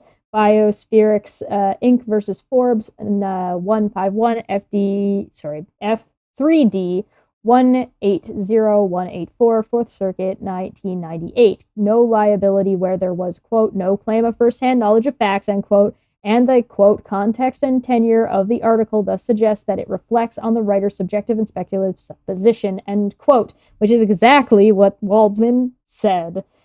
The April 27th Waldman statement, as presented to the jury, reads as follows, quote, quite simply was an ambush, a hoax. They set Mr. Depp up by calling the cops, but the first attempt didn't do the trick. The officers came to the penthouse, thoroughly searched and interviewed, and left after seeing no damage to face or property. So Amber and her friends spilled a little wine and roughed the place up, got their story straight under the discretion of a lawyer and a publicist, and then placed a second call to 911, end quote, reference 21468. When read in isolation, this could arguably be interpreted as a factual statement sufficient to state a claim for defamation. When viewed in context, however, it's a non-actionable opinion. Importantly, the April 27th Waldman statement is precedented as a statement by a lawyer in the context of litigation and necessarily represents only one side of a heated debate. Further, it was made to a reporter who presented quotes from both sides of the debate and was necessarily aware of the facts were hotly disputed. Indeed, the April 27th article quotes Miss Heard's attorneys referring to Mr. Waldman's statements as fantasies. Reference number 5210. Mr. Waldman never claims personal knowledge of what happened on May 21st, 2016 at Mr. Depp's and Miss Heard's shared penthouse, and no one disputes this. Rather, it is clear from the April 27th article that Mr. Waldman was speaking as a legal advocate and offering his own interpretation of disputed evidence. The April 27th Waldman statement is, thus, most reasonably understood as an attorney's interpretation of the conflicting allegations and evidence in a, quote, he said, she said dispute, and as such cannot be defamatory. See Biospherix 151F3D at 184, quote, bracket, no liability where there was, quote, no claim of first-hand knowledge of facts, end quote. And the, quote, context and tenure of the article thus suggests that it reflects the writer's subjective and speculative supposition, end quote. Mulder versus New York Times Co. 22F3D 310, 313, DC Circuit 1994, quote, writers must be given some leeway to offer rational interpretation of ambiguous sources, end quote. Quoting Mason versus New York Mag 501 US 496, 519, 1991, Spencer versus American Intern Group, Inc., Civil number 3 colon 08-CV00591 2009 WL4711 at 7 asterisk 7. EDVA January 6, 2009, no liability in defamation for statements by an attorney that were a, quote, subjective assessment, end quote, of evidence which, quote, could not have been objectively characterized as true or false at the time, as it depended largely on his own perspective and assessment of the weight of the available evidence, end quote. Sausher 290VA at 106, no liability for defamation for accusing a plaintiff of lying when, quote, a reasonable person, ellipses, would have perceived the accusation as a pure opinion, ellipses, based on the defendant's subjective understanding of the underlying scenario, end quote. Yeah. Take a breath. Context. Take a deep breath. Context. Hi, Red Eye. It's good to see you. It is almost like it is all fucking context. And as we know from reading earlier on, the context was omitted, and they're arguing that it was an error to omit that context, as per all these references. It changed the entire interpretation, whether it was either malicious in the legal sense, and two, whether it was just what was it again? Statements. Oh, what, like the I forgot the word. You're talking about up here, the supposition. It was subjective and speculation about whether it's objective. Objective. Yeah. Yep. Statements. Yeah.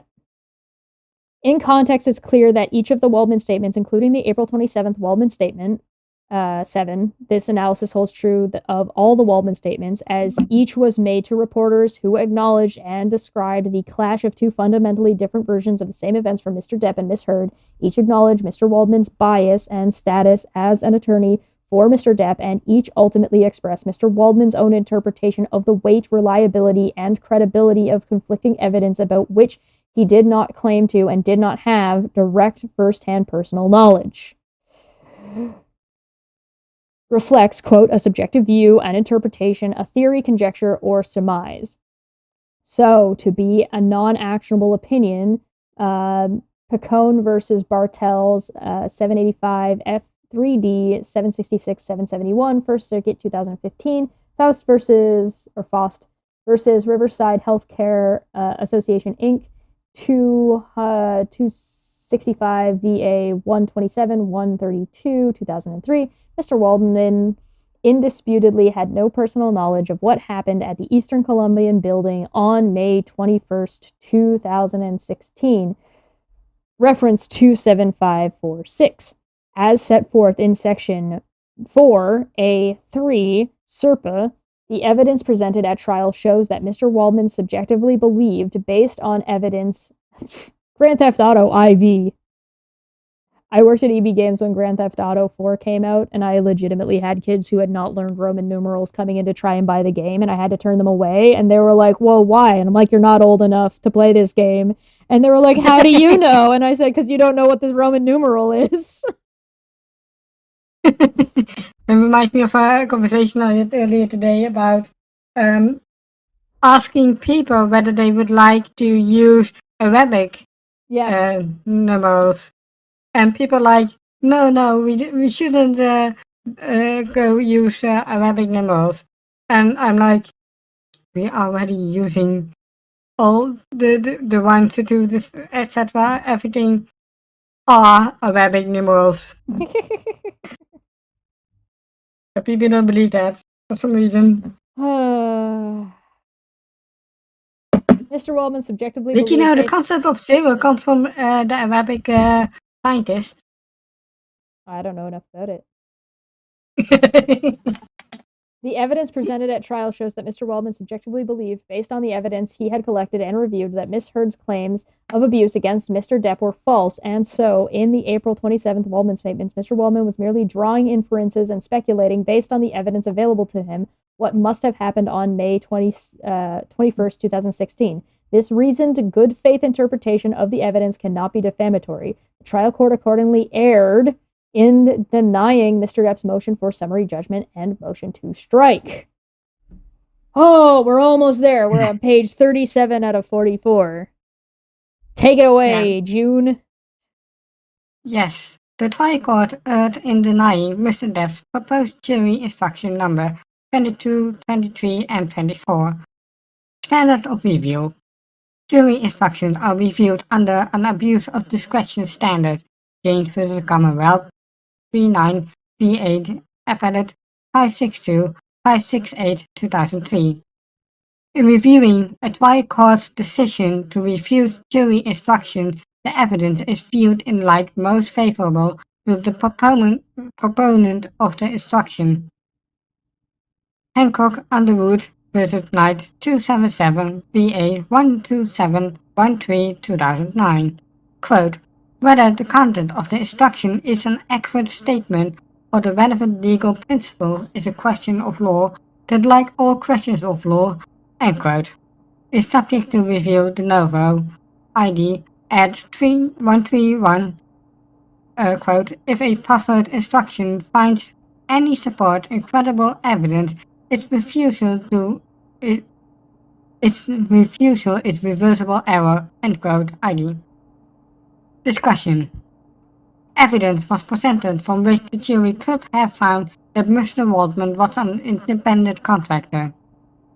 At trial, Mr. Depp proposed jury instruction number 22, quote, an independent contractor is a person who is engaged to produce a specific result, but who is not subject to the control of the employer principal as to the way he brings about that result.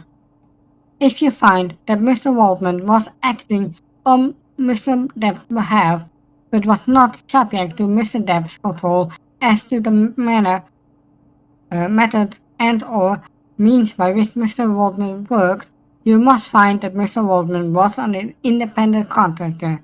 Reference 21402.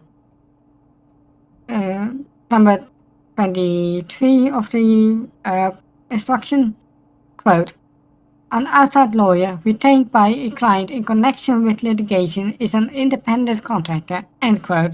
Reference 21403. And number 24, quote, a person who hires an independent contractor is not liable for the independent contractor's action if you find that Mr. Waldman was an independent contractor of Mr. Depp instead of an employee. You may not find Mr. Depp liable for Mr. Waldman's conduct, end quote. Reference 21404. The court denied this instruction. Reference 27727-28. Mr. Depp incorporates by reference and will not repeat at length the argument set forth above regarding Mr. Waldman's status as independent contractor. In sum, since the evidence supports a finding that Mr. Waldman was an independent contractor, his allegedly tortious conduct cannot be imputed to Mr. Depp absent evidence of additional involvement by Mr. Depp in making a defamatory statement which was not presented at trial. The evidence at trial established that Mr. Waldman represented Mr. Depp solely as an attorney in various litigation matters, but in no other capacity. Reference 27544-45, 275447.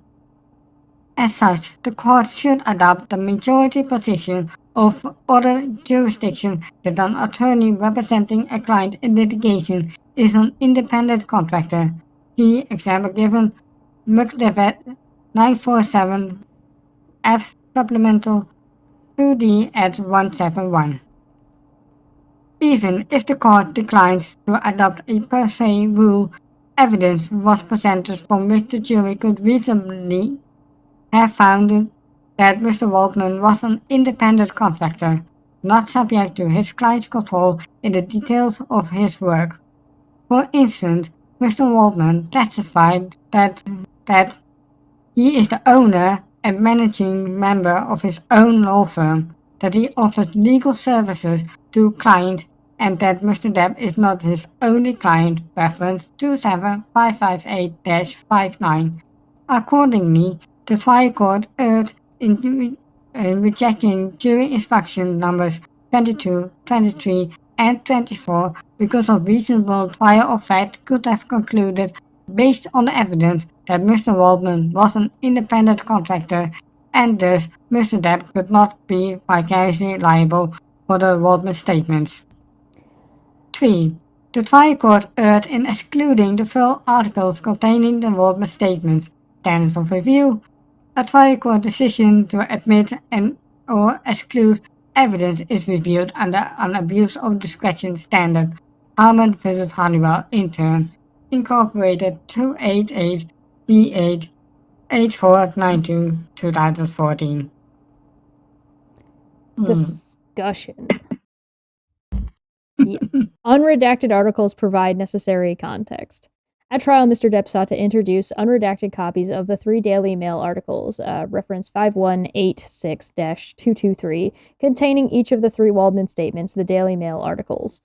Reference 27209, 27542-43. The trial court excluded the Daily Mail articles as hearsay, admitting only copies that had everything but the Waldman statements redacted.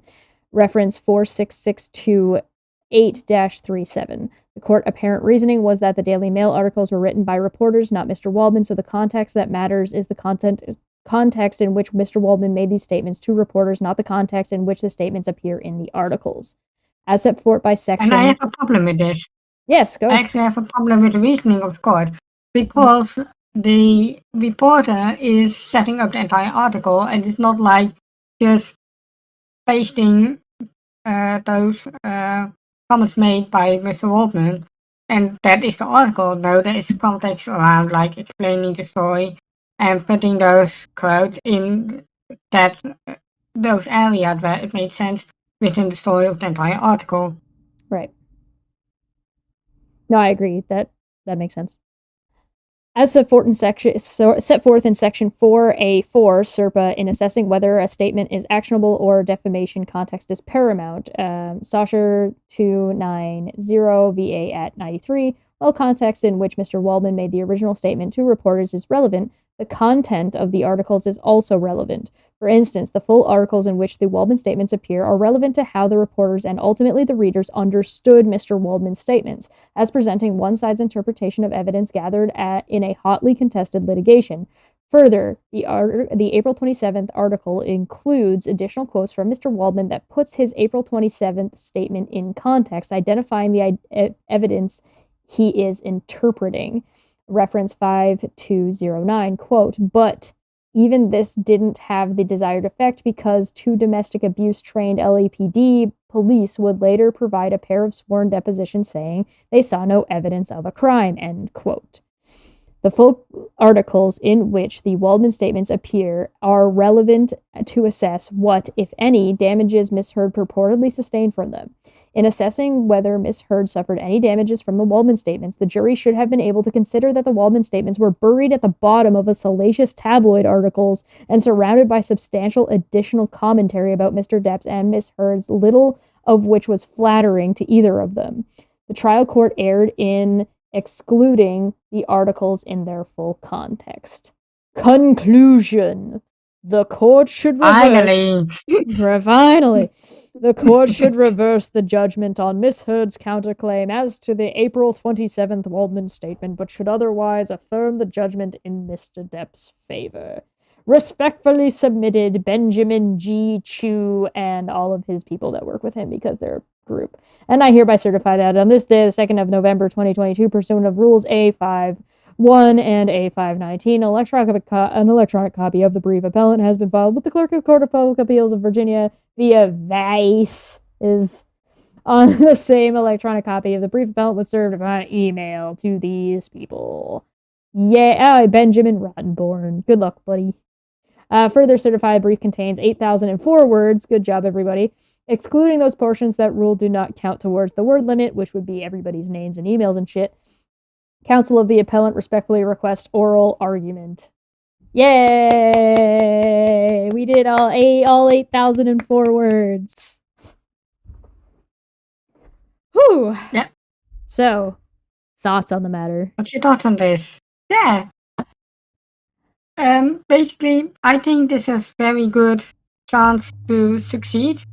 So there's always the chance that they don't succeed. But what's interesting is they don't have to address all three of the matters. Yeah. Because they can do the first one, say, yeah, you're right, and then skip the other two. Right. Or they can choose whatever they want. Yeah. That's going to be fun. But if you have noticed, it's like peeling an onion, this entire brief. Yeah. If the first argument doesn't hold, then that peels off and gets to the next layer of the argument, and then to the last layer. So it's really like peeling an onion in this entire brief. And then all put together as well, all kind of culminate into a pretty strong argument, in my opinion. So... Yeah. Let's look at this, because we got Rihanna on the cover. So, Rihanna, Johnny Depp was featured at Rihanna's, like, what is it, a fashion show? Fashion show, that's what I'm looking for. And so, it's, you know, Rihanna is a well-known... She's a well-known abuse victim. And in fact, I had brought her up as like, if Me Too and these people want a victim of abuse to be a poster child, why would you not choose Rihanna? Like, Chris Brown still has a lucrative career. Like, he still exists on public platforms. He is still well known and well liked, and he kicked the shit out of her. Well, just like 3 face punches, and the entire face was like boo. Well, that And Amber survived what? oh yeah, right. Without as much as not even bruise, Well, not even cut. you mean that people are flocking to defend the poor blonde, blue-eyed white woman? Like, are you kidding me? Privileged Yeah, white women I'm not calling going to for a go there. black yeah, privileged white women calling for a black woman to have a Kentucky funeral is probably one of the grossest thing I've seen on Twitter today. So this was somebody named But Valentina when you're not tweeting. showing the Twitter Oh, thing, you're sorry. not showing Pull it up. Boop. There you go. This is the tweet. Rihanna platforming this vile piece of shit, meaning Johnny Depp, is ending up bad for both of them because the good people are sick of being silenced by asshats who fell for a smear campaign. Who's being silenced?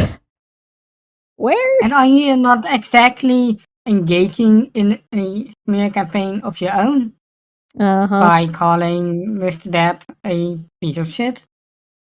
By trying to deplatform anyone that basically has any tangible relation to Mr. Depp? Mm-hmm. Michelle Dauber, because of course it's Michelle Dauber. Both will end up in a trash can eaten by rats. Gross, but okay. That's called a Kentucky funeral.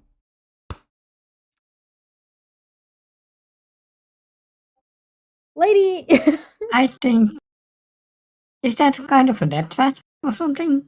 I don't know. I don't think I would call it a death threat. Like, she's not threatening to do anything, but, you know, that is definitely, like, they deserve to die.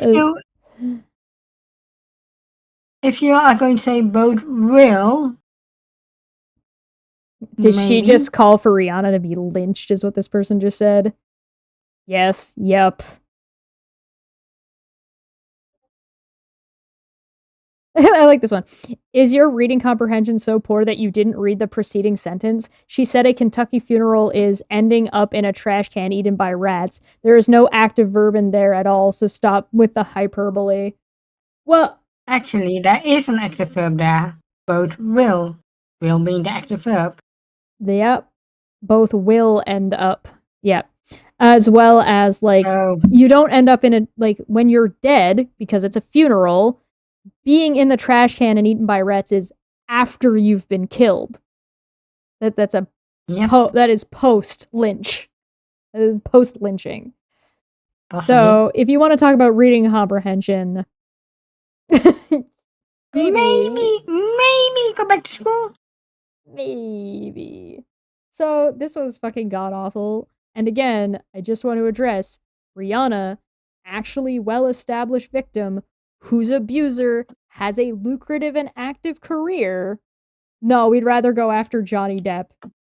And on top of that, going after Johnny Depp by saying that he's a wife beater and is a proven wife beater based on these 12 accounts of abuse in the UK, which is not the case. And you notice you do not see people going around saying Amber Heard was proved to abuse Johnny Depp and Johnny Depp is innocent based on this defamation case.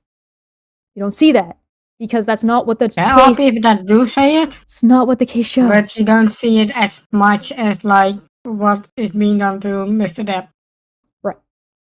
And that's not what the case shows. The case doesn't exonerate either of them of abuse because the case wasn't about that abuse. It was not a criminal trial in that case. Now, can you infer and can you kind of figure out what had happened?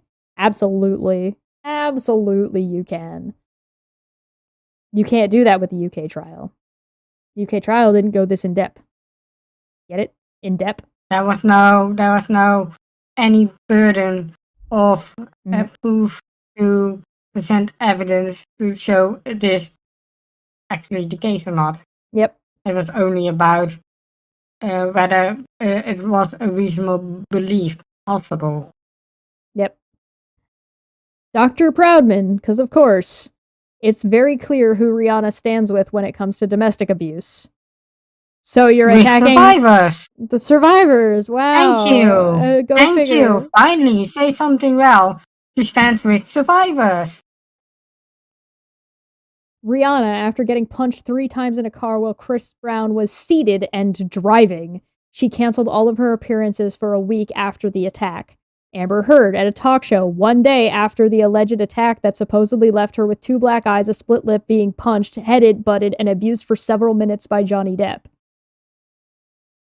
It's not even like one day as in 24 hours. It is like the next day after that night. Yeah. And didn't she have a broken nose too? How? It's like not possible. And there are people that say, yeah, but people are different skin, different resistance.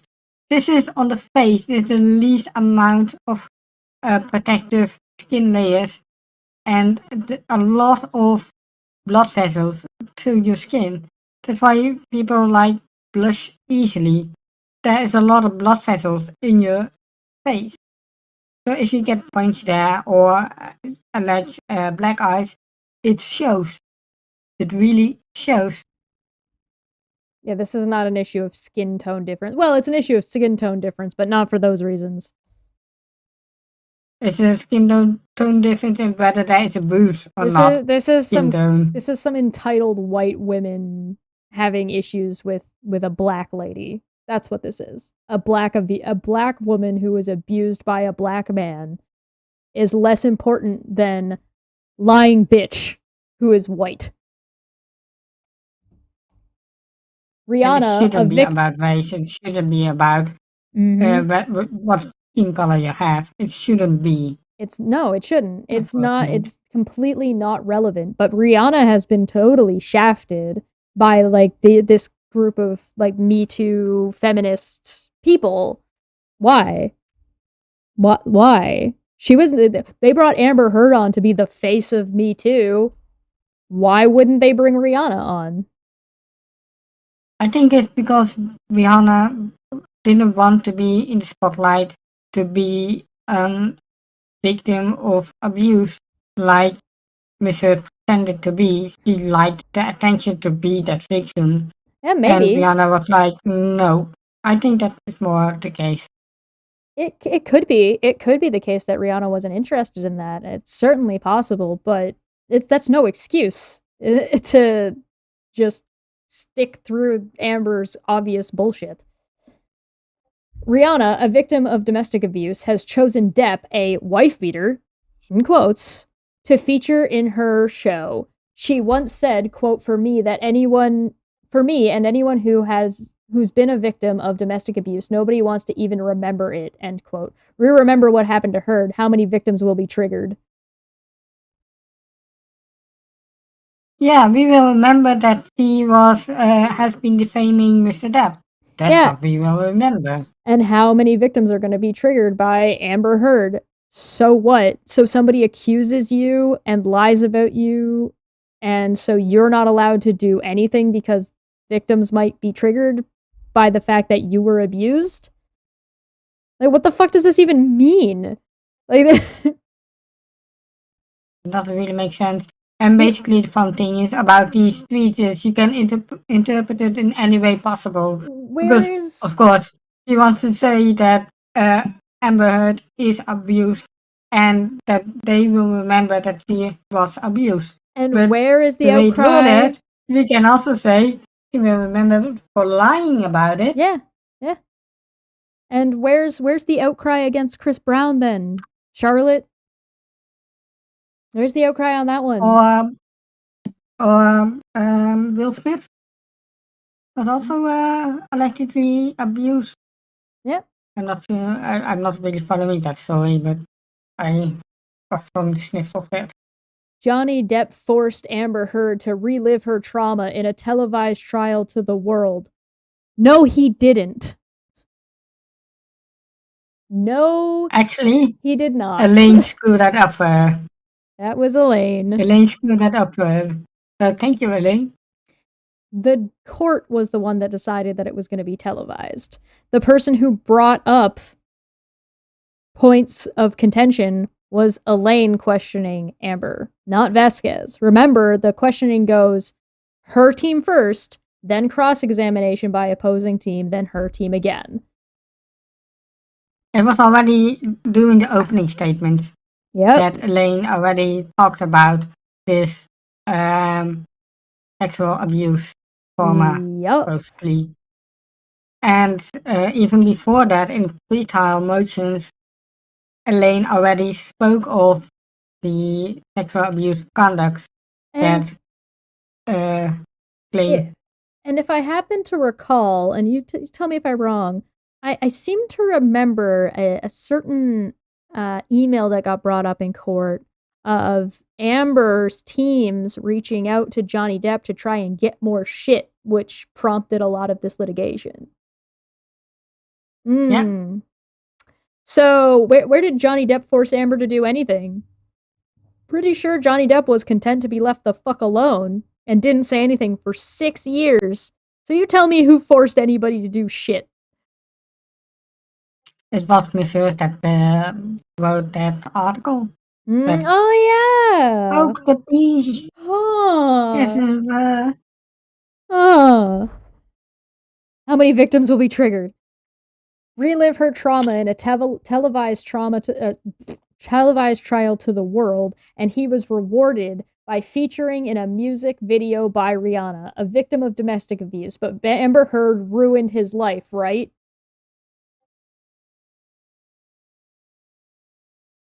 yeah, Six and did years. ruin his life for And 6 years. people like you are still going on. So yes, yes, yes, and his kids have to deal with it. Yes, because of people like you. People like you are the ones making the problem that you're bitching about in this fucking tweet. Holy shit. The irony. And I think using the word rewarded is a bit misplaced because it's not about rewarding Johnny Depp for forcing something. It Yep. is basically recognition that Johnny Depp is also a victim. Mm-hmm. And Rihanna is like saying, hey, you are allowed to be there. You're allowed to be Mm-hmm. present in everything again.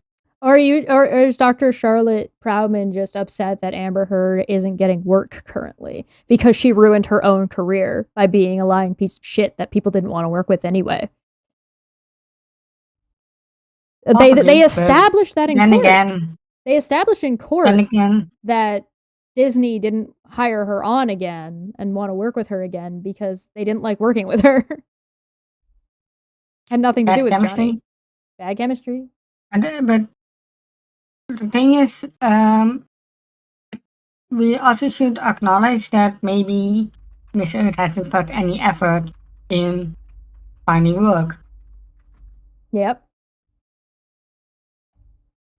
Johnny Depp is an abuser, and the world victimized and bullied his victim. Prove it. You didn't put quotes around that one, bruh. It is a sad world we live in where a woman can be a victim yet still be made out to be the abuser. Because women can be the abusers. But believe it or not, you can also be both a victim and an abuser at the same time. You know that's the thing, right? You can a lot of times people who were victims in the past become abusers in the future. Yep. Oh, whoa, wow, whoa, sorry. I didn't mean to blow your mind with these concepts, not black and white world we live in.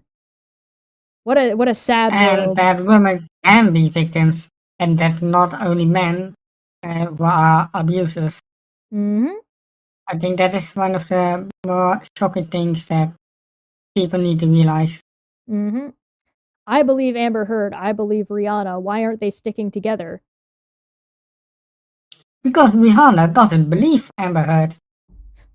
Believe it or And people not, are allowed to take their own beliefs. Did you not? why doesn't everyone just agree with Dr. Charlotte Proudman? Maybe because Rihanna watched the trial. Maybe because Rihanna has two brain cells and recognizes an abuser. Why would you even suggest? Okay, so even if you believe that Johnny Depp beat Amber Heard or whatever, we have on tape recording of Amber abusing Johnny and admitting to abusing Johnny. So why, Dr. Charlotte Proudman, are you asking this other victim to team up with somebody who is an abuser, period, whether or not Johnny did or did not abuse her?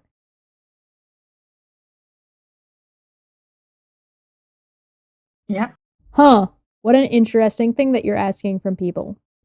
Why would you even suggest that a victim like Rihanna should be anywhere near someone who throws pots at people's heads, who secretly records them when they're pissed off and pisses them off on purpose and edges them into fights on purpose? Why would you want Rihanna to Even be on around video. somebody like that? Why would you want somebody like Rihanna, who is a victim, to be put around and be around somebody like Amber Heard, especially if you include the psychological assessments? Definitely. Because even, okay, about the psychological, uh, sorry, my brain is a bit fried, it's a bit late here. So the psychological assessment is about the bipolar disorder and the, Mhm. what was the H over here? Bipolar and it wasn't narcissism. It was like it was a Histrionic? personality type. Histrionic. Histrionics, Mm. I think it Yep. was. Yep. Yep. Yep. Um, Having those disorders doesn't mean you are an abuser or that you like violence or anything, because I have seen that being thrown around a bit and I disagree on that.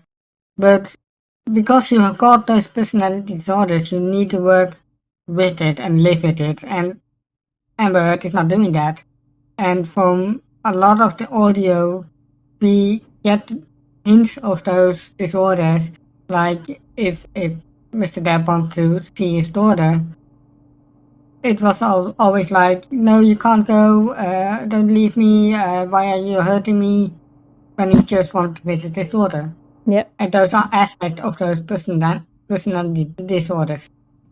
At this point, it seems to me that Dr. Charlotte Proudman, as she has still been continuously tweeting about the Johnny Depp situation, now this Rihanna situation, and continuously tweeting about this, and same with Michelle Dauber, that they're just trying to ride the responses.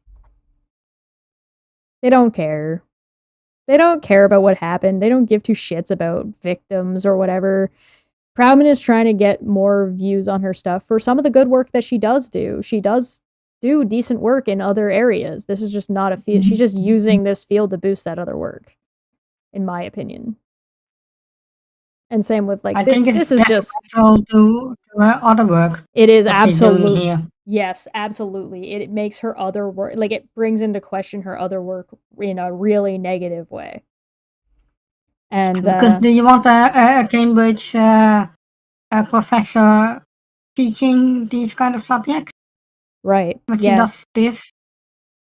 yeah. I I don't know. I do hope that Michelle Dauber has No, it her. was Stanford. Yeah, Stanford, Stanford. not Cambridge. Yeah, Yeah. has My her apologies.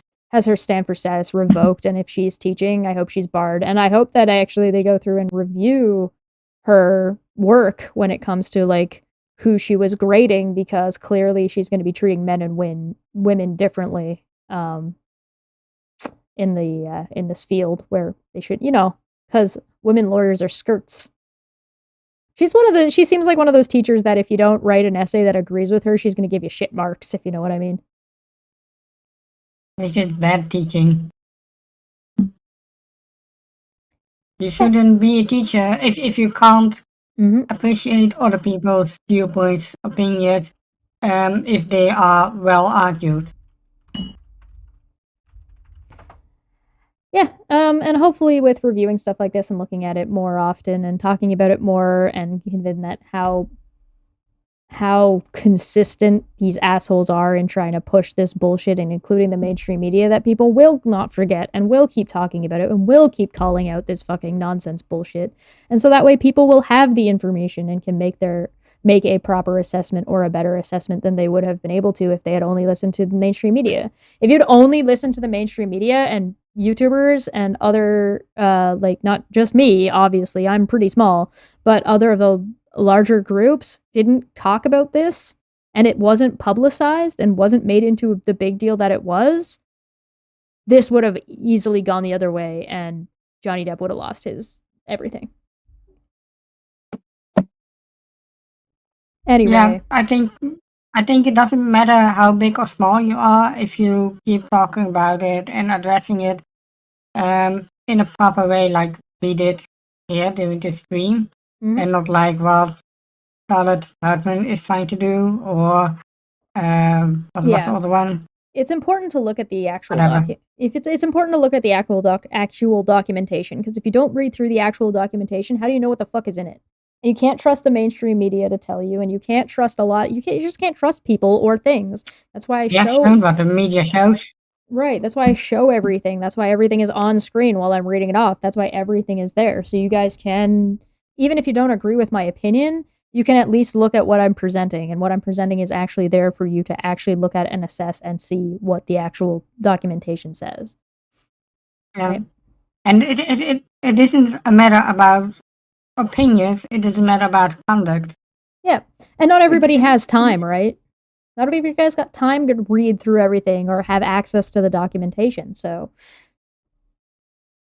I'm just here to try and help. Or that other people are more sensitive to listen to retain information instead of reading. Yep. Anyway, let's get out of here. We'll leave on that. I had a good time. Thank you so much for joining me today, Feline. It was a pleasure to have You're you. welcome. I hope you will join me more in the It's future. privilege. It's been lovely. Thank you so much. I'll probably be hanging out in the Discord. Thank you if you became a member. Consider joining. If you're not, join us in the Discord. We get onto all kinds of shenanigans in there. I can't wait to get to discussing blimps again sometime soon, I'm sure. You can also consider joining on Patreon. Blimps. You can feel free to join us on Patreon as well. You get access to a bunch of like art and fun other shenanigans that we get up to, including some gaming. Somebody sent me Phantasmophobia, so I'm looking forward to getting into that and playing with some of the people in there. And I will see you guys on Wednesday. We have a debate hub coming up on Wednesday, which I'm super excited about. And I have Chris Shelton and I have Dapper Dino on to talk about brainwashing and talking about like cult like stuff and indoctrination and what is and what isn't. And how can you recognize if you've been brainwashed, to sort of follow along with a tract that we reading that me and Bent and Dapper did with Vishanti over on Dapper Dino's channel.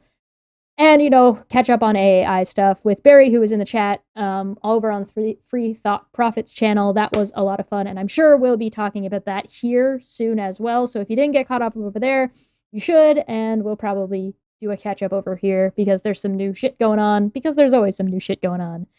And, of course, Dumbfuck Friday is on Friday, which is mostly just going to be I'm going to have a little bit of a giggle about some you ever seen like a pickup artist dude who is clearly not successful, like somebody who follows like that pickup artist style of like doing shit, and he's like clearly he's not good at it. Yeah, that's what we're gonna be. Interesting. It's gonna be a good time. All right, I'm out of here. Feline, you got anything you want to plug? Nope, I'm out of here as well. I'm going to bed. Sweet dreams, everyone. Have a good night, everybody, and I hope you guys have a good week, and I'll see you tomorrow. Bye. Bye.